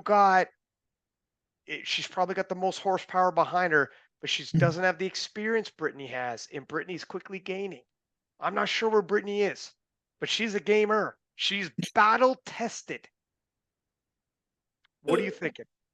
First of all, make no mistake about it, as I will continue to beat this drum. We are not taking anybody lightly. We understand full well what we're up against going to Worlds to tangle with Brittany Schlater and of course Sonita from Belgium. I mean, both of these ladies, phenomenal talents. But we have a rare generational talent of our own in Alexis Jones. And just to put it in perspective, Alexis squatted 260 kilos, you know, and her PB is 276.5. So Yeah. we're talking about a number that is probably below what she would normally take for a second attempt. And that's what she finished with. So she was essentially on cruise control the entire day. She did, hit a 166 bench, which by the way is a kilo over, I believe, the current world record. And then of course she loaded up and pulled a big deadlift at the end, hitting a PB deadlift. But on paper, she will go into Worlds as the favorite, and rightfully so. But this will be her first international meet, and I know that she will be up to the challenge. And I'm very, very confident with Alexis, and quite frankly, there's nobody that I would rather take to Worlds. So ecstatic that she is on the team. You got a solid team. Yes, and really looking forward to seeing her execute. And look, Alexis Jones executes. She does not miss. I mean, if you go back through her open powerlifting, the last lifts that she missed were in single ply. Raw, she's gone 9 for 9, and I believe her last 6 months or so. So we're talking about somebody who's surgical in her execution, and I fully expect that to carry over to Worlds. But we're going to have a stiff challenge waiting for us when we get there, and we're looking forward to it. Adrienna, what do you think? Yeah, I mean, with Bonica, she was also kind of on cruise control. Like, she had said that she was just doing this meet for fun. She'd been sick throughout the winter, wasn't really looking to push it. So it was great to see potentially, like, we don't know where Bonica is going to be a year from now, but potentially a passing of the torch, considering that Bonica had been the GOAT of the class for so long. And over the past, I guess, year or 2 years, the class has really developed into a battlefield. And Alexis now is going to be a part of that with her, Brittany, Sonita, and it's going to be really fun. It's going to be a really fun battle. And Alexis, she went 9 for 9. Her last lift, so they had taken a big jump to that 600-pound mark, which she has hit before at Raw Nationals, but she hit it a lot easier there. And at this meet, it was pretty hard. Like, it was a limit lift. So in my mind for a second, I was like, oh, has her training not been going as well? But then I remember she took a big jump from her second. So I think that was probably why.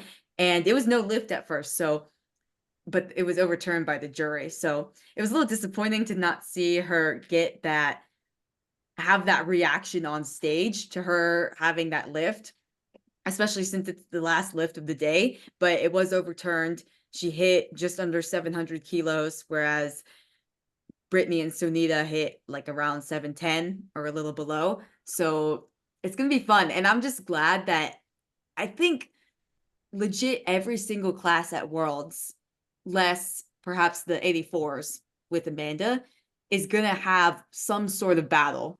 Even if it's not close, like say between Austin and Shell, there's almost no class besides Amanda and the 84s where someone is just the runaway favorite by like 100 kilos. So I'm just glad that especially the classes at the extremes, so the super heavyweights in the 84 plus, the lightweights in the 47s, the lightweights on the men's side in Wasker in the 59s, every class has developed into something that you've got to watch.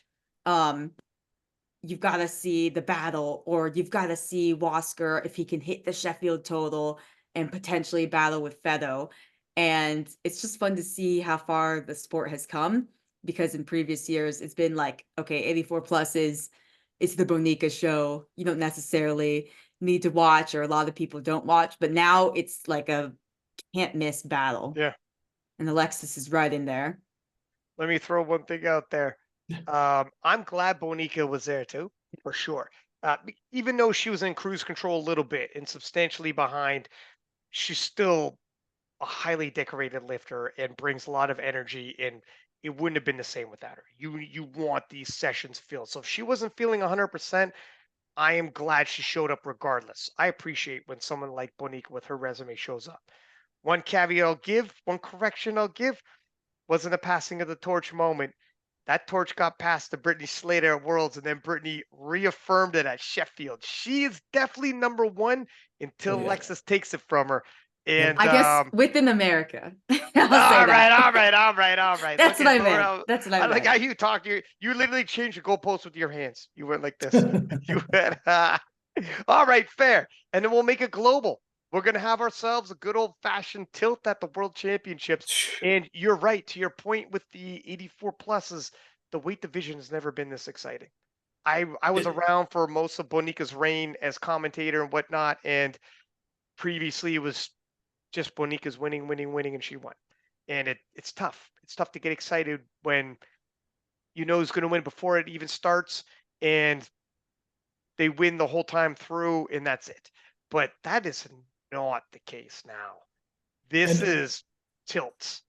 there's going to be world records in play in every discipline in this weight class. I mean, with Jewel Tossie in the mix from New Zealand, you're going to have that squat. I mean, yeah. Well, Sunita's got it now, but I'm just saying these women, I mean, you're going to have 4 women squatting over 600 pounds again. Is just phenomenal. And same in the bench, you know, presumably Alexis and Mergier from France, if she comes, you know, possibly ping-ponging the world record bench press back and forth. And then you've got Natalie Lalive, you know, in the deadlift. And yeah, this is an incredible class. It's what this class has desperately needed for quite some time.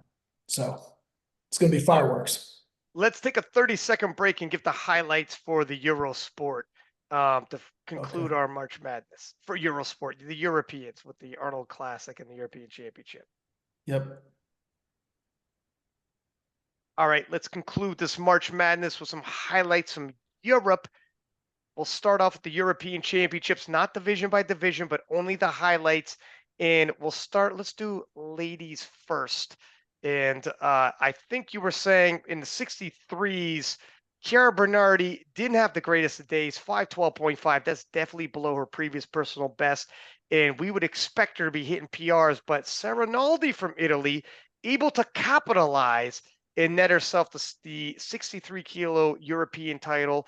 In the 69s, another of note performance, Mart Jenner, 540. Mart has all the potential in the world, but she's been floating around that 540 range for a couple of years now. And we need to see progression. Initially, when she wasn't getting it, I know she was the favorite actually going in against Chandler Babb back at the World Championships and could have netted herself a world title. Thought that she underperformed. Things happened here and there, like getting sick, etc. But it's been a while now. It's been a while now that I've been singing her praises that she could be 550 and up. She needs to start hitting that 550 and up because now we're getting to a point you're going to finish off podium if you don't, let alone potentially win like she was in a position to a couple years ago. It's only getting tougher and tougher and tougher in the 69 kilo class, in all of the classes. Mart Jenner's capable, but she's got to start living up to that hype. We'll see what she does in the World Championship. She does have a little bit of time, but the 84s was a major battle. Oh, Sunita, let me get this highlight before I'll throw it to you, Matt, for the 84. Sunita, cruise control, picked up another European title. How about those 84s, kind sir? We've got 2 juniors from Great Britain, which are just absolutely unbelievable. I mean, freaks in Arolove and Gianna Azaraya. And the 2 of these went toe to toe.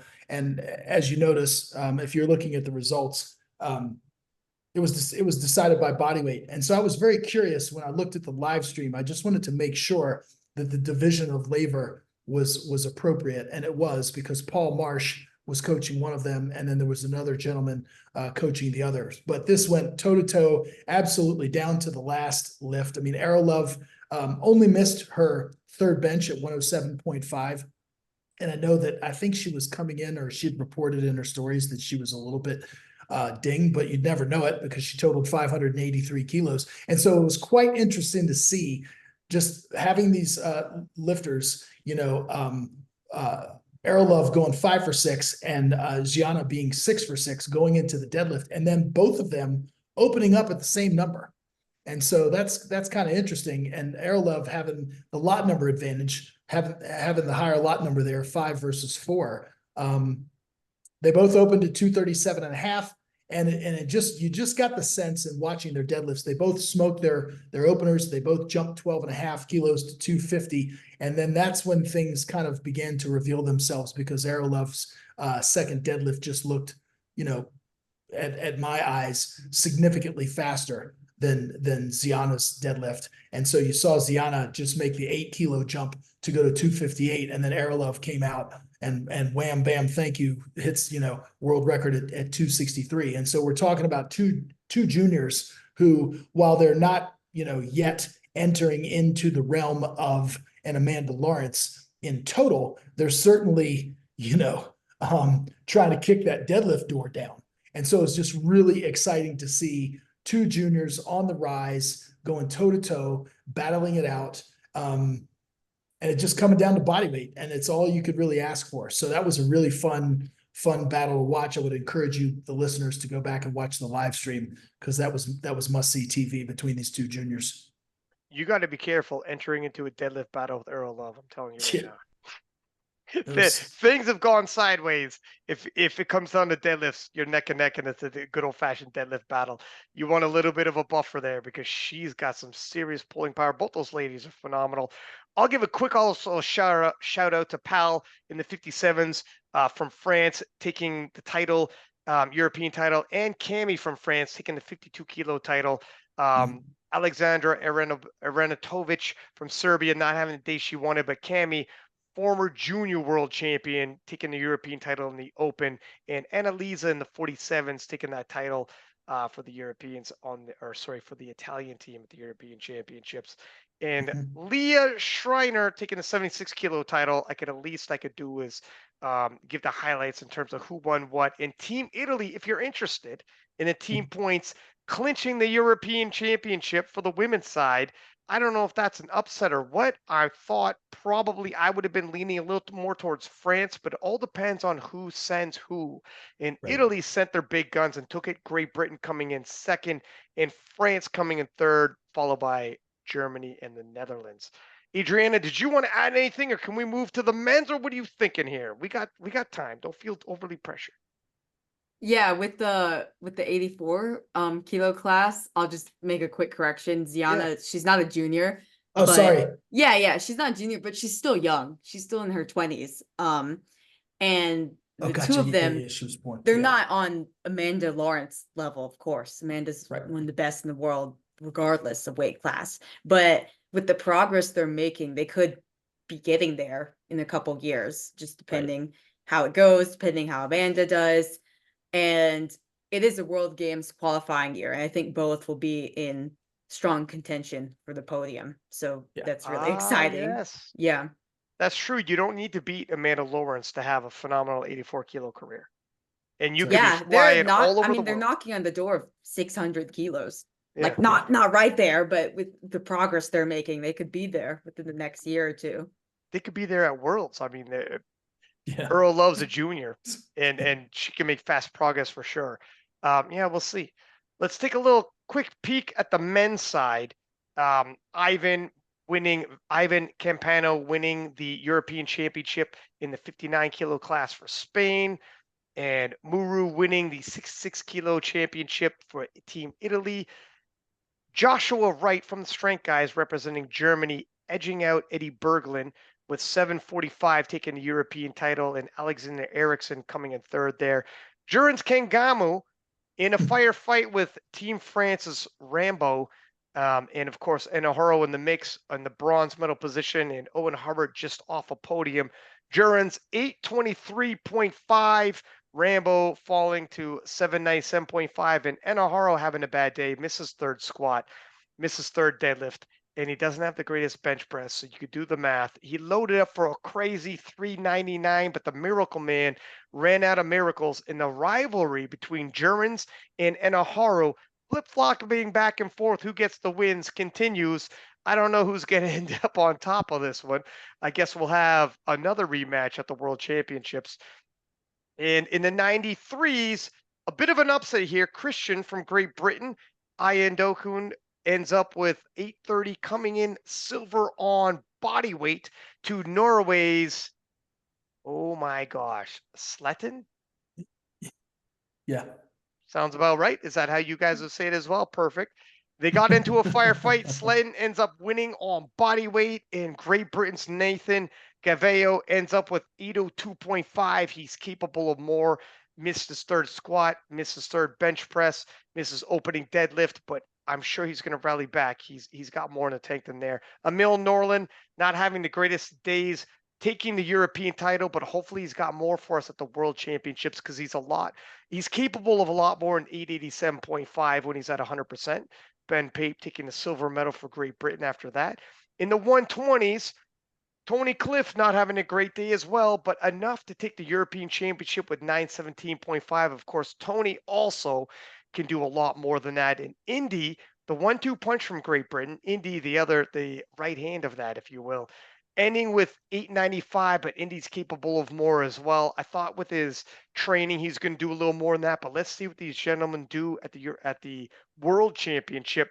And Victor Vasquez from Spain took the silver medal there. But there is a highlight that someone did go above and beyond what some people might have expected and starting to turn into a bit of a threat. Might be premature to say a threat to Jesus, but certainly a threat to the rest of the world and possibly eventually breaking into the 1100s. Timur, coming out of Georgia, 1063.5, and he missed his third squat that would have got him another 15 kilos. Timur with a 415 squat, missed 430, a 401 deadlift, and a 440 or 247.5 bench press. Timur he's starting to round off a little bit here. He's young, fresh out of the juniors, just breaking into the open. As soon as he hits 1100, what are we talking about? How many lifters, period, have hit that kind of mark? I mean, we got Jesus, we got Ray Williams. How many more beyond that? Off the top of my head, I'm not even sure. Timur special. Can he catch up to Jesus at least enough to make him honest like Big Dev does Bob? Hopefully. It would be nice to see someone get close enough. It's going to take a while. What do you guys think in terms of Timur's top end? If he's 1063.5 and he could have had 15 more kilos, but he missed his third squat, when can he enter into the 1100s? I would say give him another year. I would not anticipate an 1100 kilo total coming from him at Worlds, specifically because of the 8 lifter flight. I mean, that's going to wear heavily, pardon the pun, on these bigger, heavier lifters. That's not a lot of time to recover between lifts. So I don't anticipate him hitting an 1100 kilo total, at Worlds, respectfully, but certainly within the next year. I mean, again, add in that other squat, we're talking 1078.5. And with the types of attempts that these big lifters take, these heavier lifters, one squat, one deadlift here and there, we're talking 15, 20 kilos oftentimes. So he's not far. It's not far, and that's He's exciting. coming. He's coming because there's only been 2 people to do it, Jesus and Ray.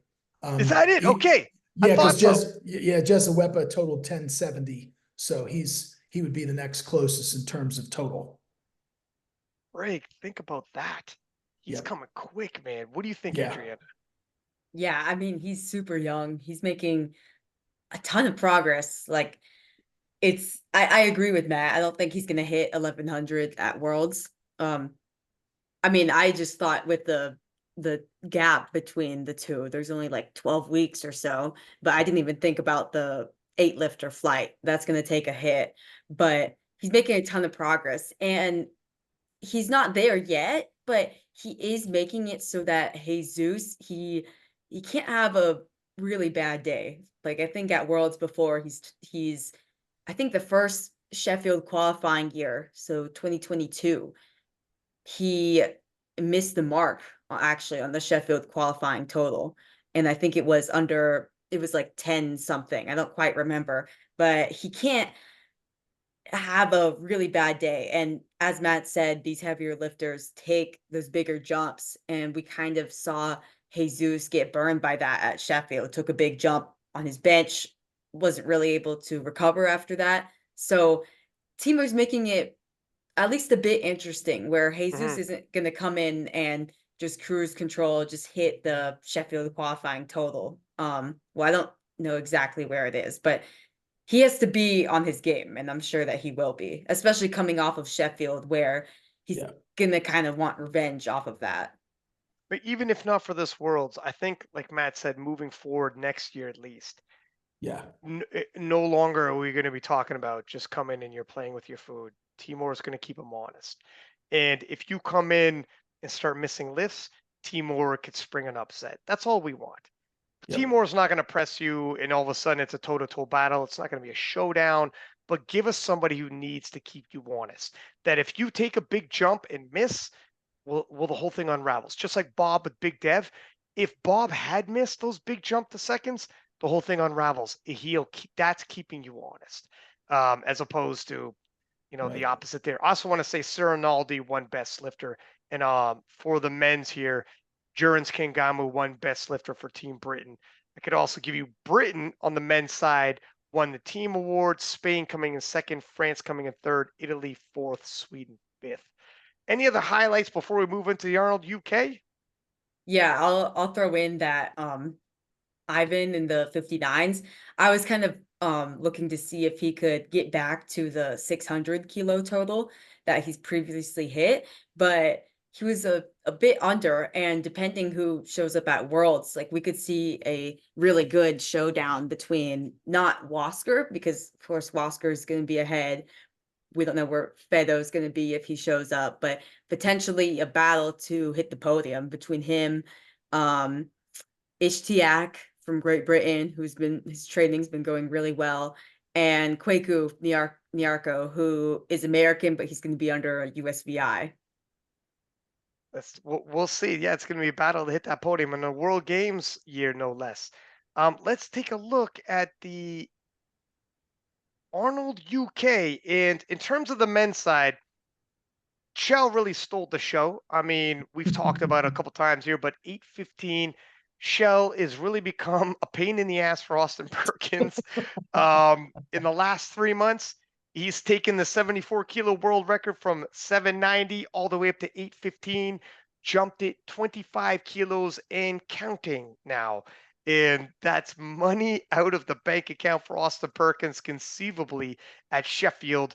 God knows what Shell's going to do at the World Championships. He's got another 3 months to work upon. Probably not another 25 kilos, but damn if he does. This is incredible. He's making crazy progress in a few months at 35 years old. Yeah.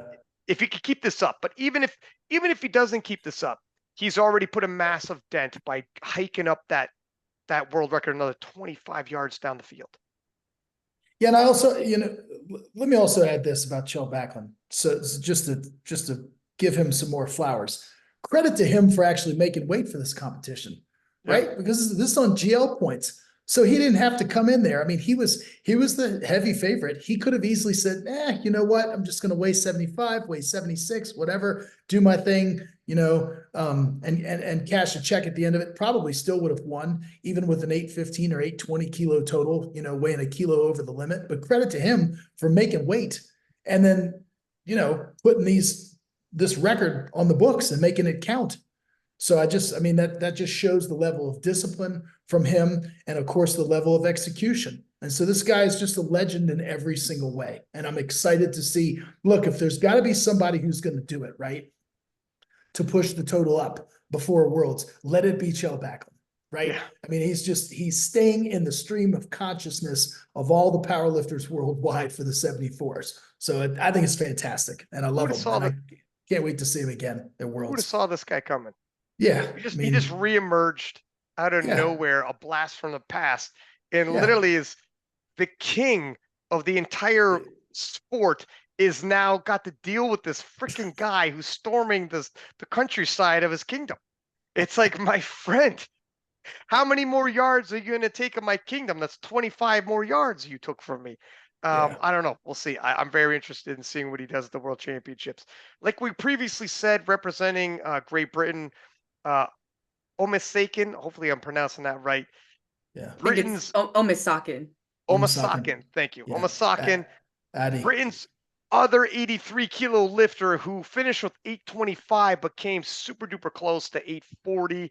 Money Mo with a 937.5. Money Mo weighing in at 111.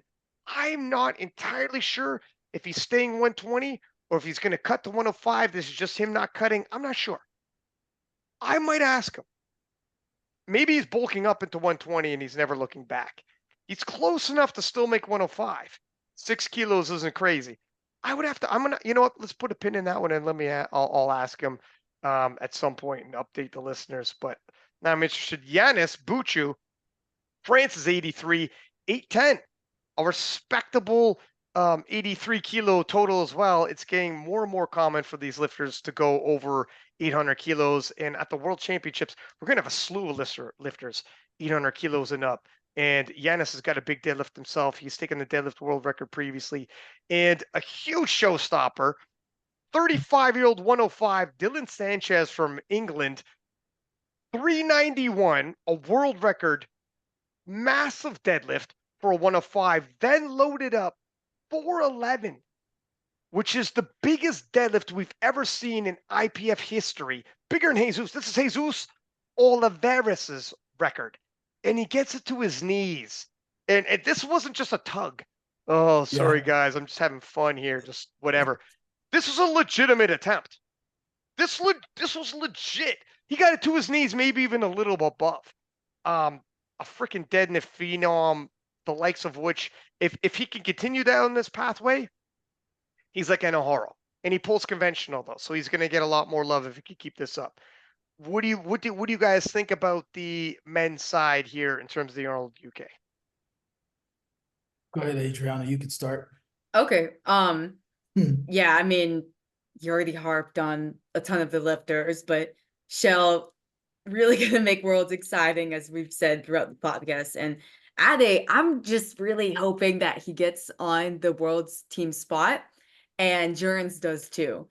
And that would be I mean, they're only like 2 kilos apart or 1.5 kilos apart.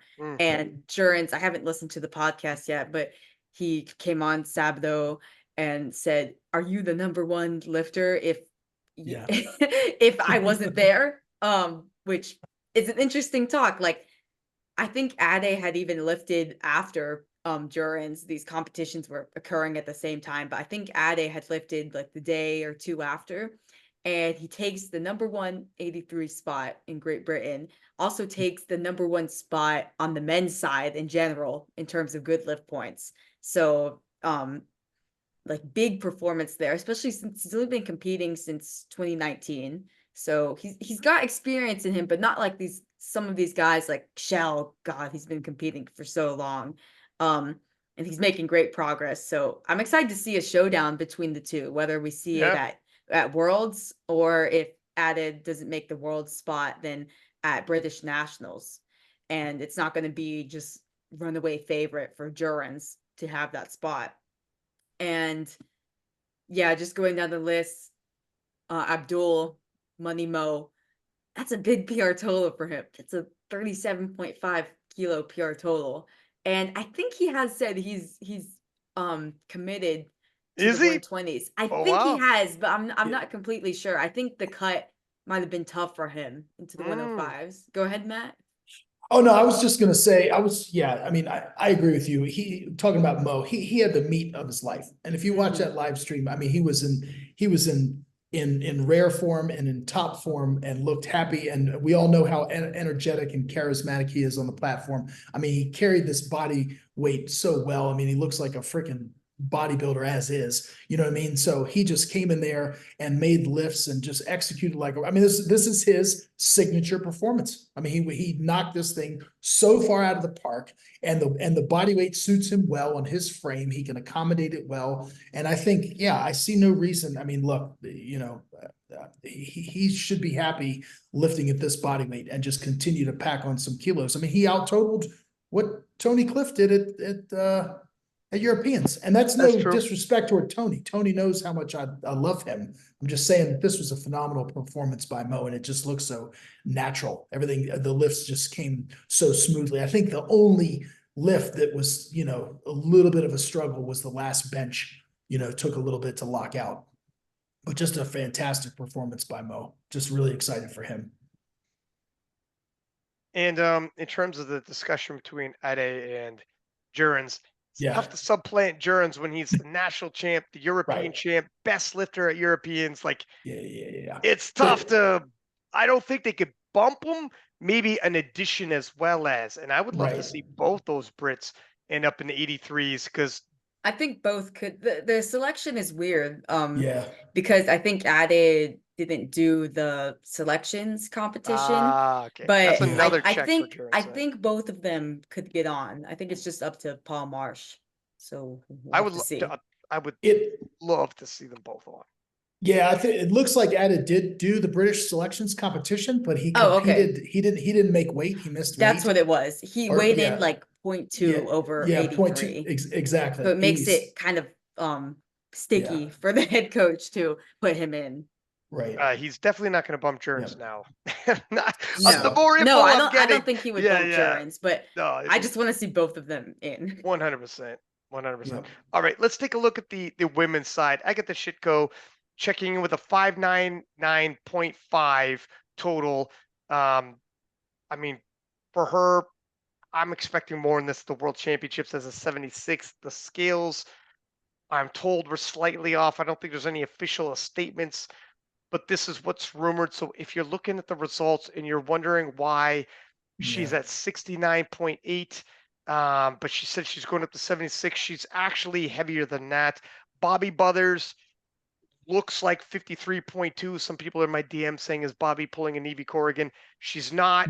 So 482.5 is a 57 is probably whereabouts you would see her. Joy Namani, again, she's not returning to the 57s. She's probably a full-fledged 63, but she weighed in at 58.3, but 502.5, respectable on her end. Emilie Martin from France in the 52 kilo class with a 450. I don't know with the scales if she was under 52 or a small 57. I think So it's typically she's a 57, but she has competed in 52s before. I think she's kind of in between. As a 52, But with the scales, yeah. as a 52, 450s right up there, podium threat. It's a 57, you're not getting to the podium or probably top 5. I don't know. So take it for what it is. But Listus, we know this one's easier because she's 84 plus with a 617.5. She would really benefit from a 90 kilo class. I know Yeah. USAPL has a 90 kilo class. I know USAPL is trying to make a move into Ireland. Listus, don't you fucking dare leave us.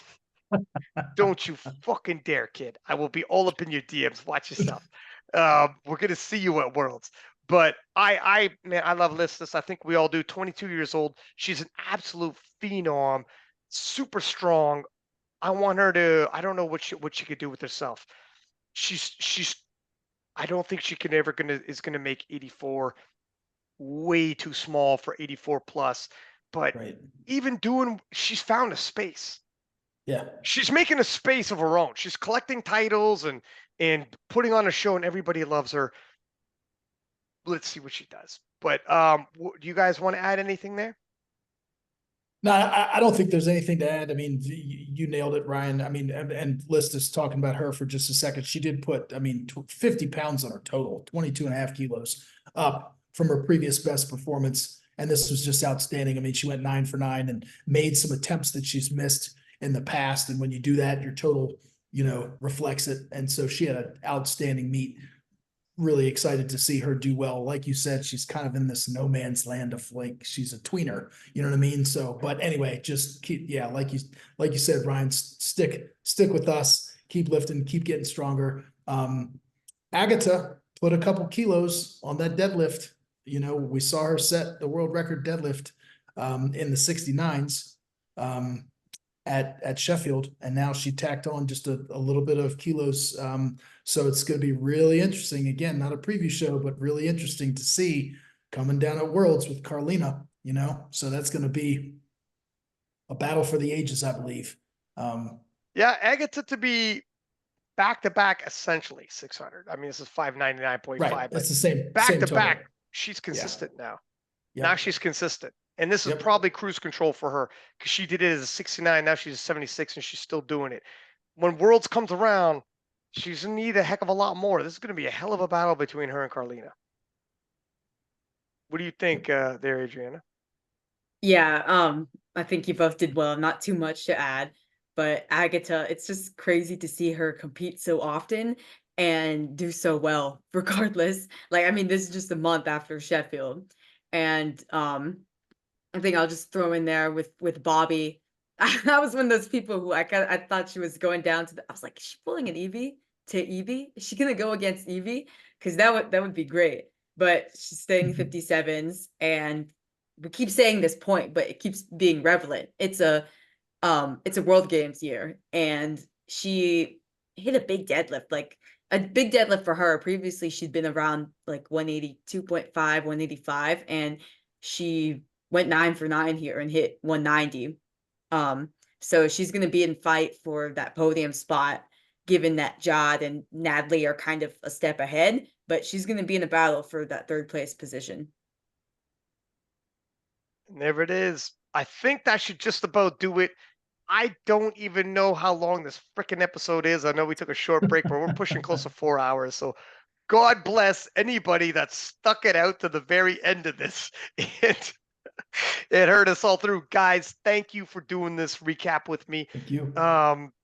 This was huge. I swear to God, my entire weekend was nothing but podcasting. I did 5 podcasts, and one of them's 3 hours. This one's damn near 4.